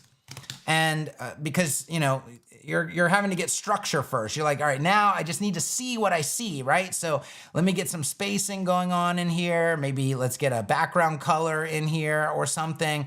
Okay, I see what's going on more. I'm gonna add my first text element in here. This is gonna be a P, but now I'm gonna have to add a class to it before I can style. Little card 2, this is gonna be the description. Okay, and then I do my Ipsum thing, Ipsum short, put that in, fantastic. And then I'm gonna go on to the next piece and see how slow this is. And this is what AutoBIM fix. But in order to do AutoBIM, you really need to be able to analyze something and see, oh, I know exactly what elements I'm gonna need. Wrapper, heading, text, whatever, button, put it all in there, then just go AutoBIM, and you're good to go. And that's ideally what you wanna get to. Like if you can't do that right now, that's what you want to aspire to be able to do. Let's see. Let's do, what time is it? 1:05. Oh, we gotta go, dog. It's like, oh, it's 2 hours. It's 2 hours. This flew by. This always flies by. Okay, let me get back to the chat. Let's see what the chat's doing. HTML entities is more than enough. Okay, well, if that's more than enough, then that is the next thing I will work on. I do have some time today and tomorrow, so I can't, actually, let's do this together. We're gonna do an ACSS release together right now, because I actually need to get this one out. So we'll do that together, and then we'll get out of here. Because, I mean, I am working, so, we don't have to leave just because I'm gonna do one other thing. So if you wanna see, it's all ready to go. I just need to package it up and release it. So let's do that. Should we expect an ipsum long shortcut? I'm working on it. It really comes down to how you parse out the separate paragraphs. So, but yes, that is the plan, that there will be an ipsum long. Okay, let's go Visual Studio Code. I think this is all ready to go. Terminal, new terminal, npm, run build zip. And this is going to be, 3.015, which I believe, let's go ACSS. The cold is getting to my throat now from a couple days ago. Okay, I think I already have the changelog created as well. What we probably should do,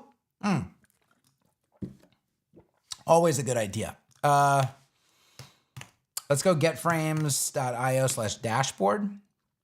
Before we actually, I always install it on a real site. We already did testing of all the things that were done, but I like to just take the package, put it on a real site, make sure nothing blows up in your face. Getframes.io. Come on, where are we at? Where are we at? Okay, good. Plugins. Let's see what version this is on. Come on now. Admin on the site is not liking life. Okay, 3.010. All right, this will be a good one then. Let's go ahead and add new plugin. And dude, this is on like, Andrea, if you're watching, I figure out why getframes.io's admin is on death's door. Moving like Biden over here. All right, let's see. Branches, ACSS, dist 3.015. Fingers crossed. You always got to do it on a live site. Always on a live site. It's what your clients would do. Let's get it done. 3.015. Replace. Don't worry, we have backups. It's on an automated backup schedule.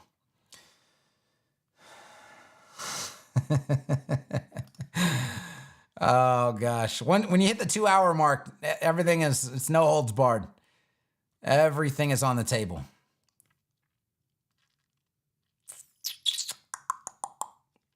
Let's get to the front end. Can you save? 3.015.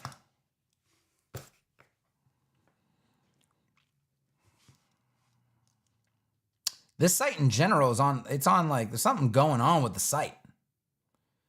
The admin's not right. The something's slowing the site down. Okay. Yeah, I mean, nothing has exploded. I wouldn't expect anything to. It's not a crazy release. But we did get a successful upload, successful install, successful save. Let's go back to ACSS.com. Changelog 3.015 in draft mode.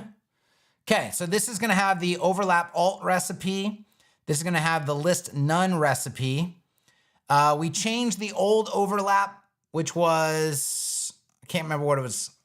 Yeah. Overlap is now the simple overlap. Overlap alt is now the adjacent section overlap. We have the list none recipe. We have grid recipes now. Okay, so all standard and uneven grids now have recipes. Min width media query recipes are now available. We added a tertiary color support to color recipes.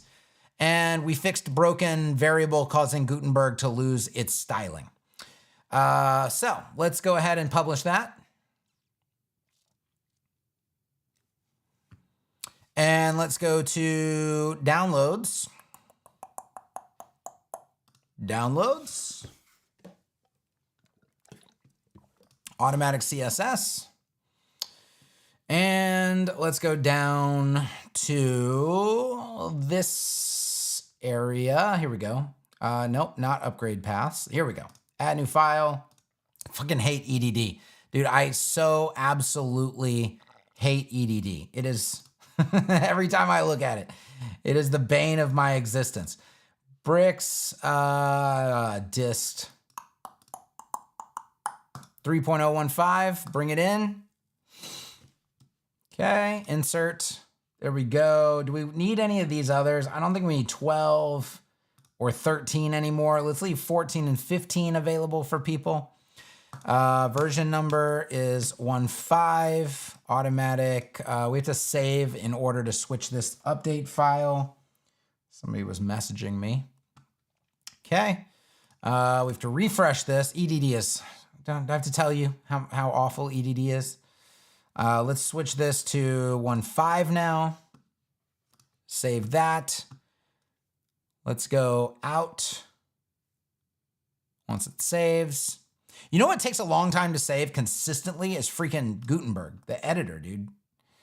All right, we have to go to settings and we have to go to Cloudflare. And we have to purge everything. Purge everything. Now we have to go visit site. We have to look for 015 up here in the top. We have to see 015. We have to grab the changelog, new incognito window 3015. Make sure it appears there as well.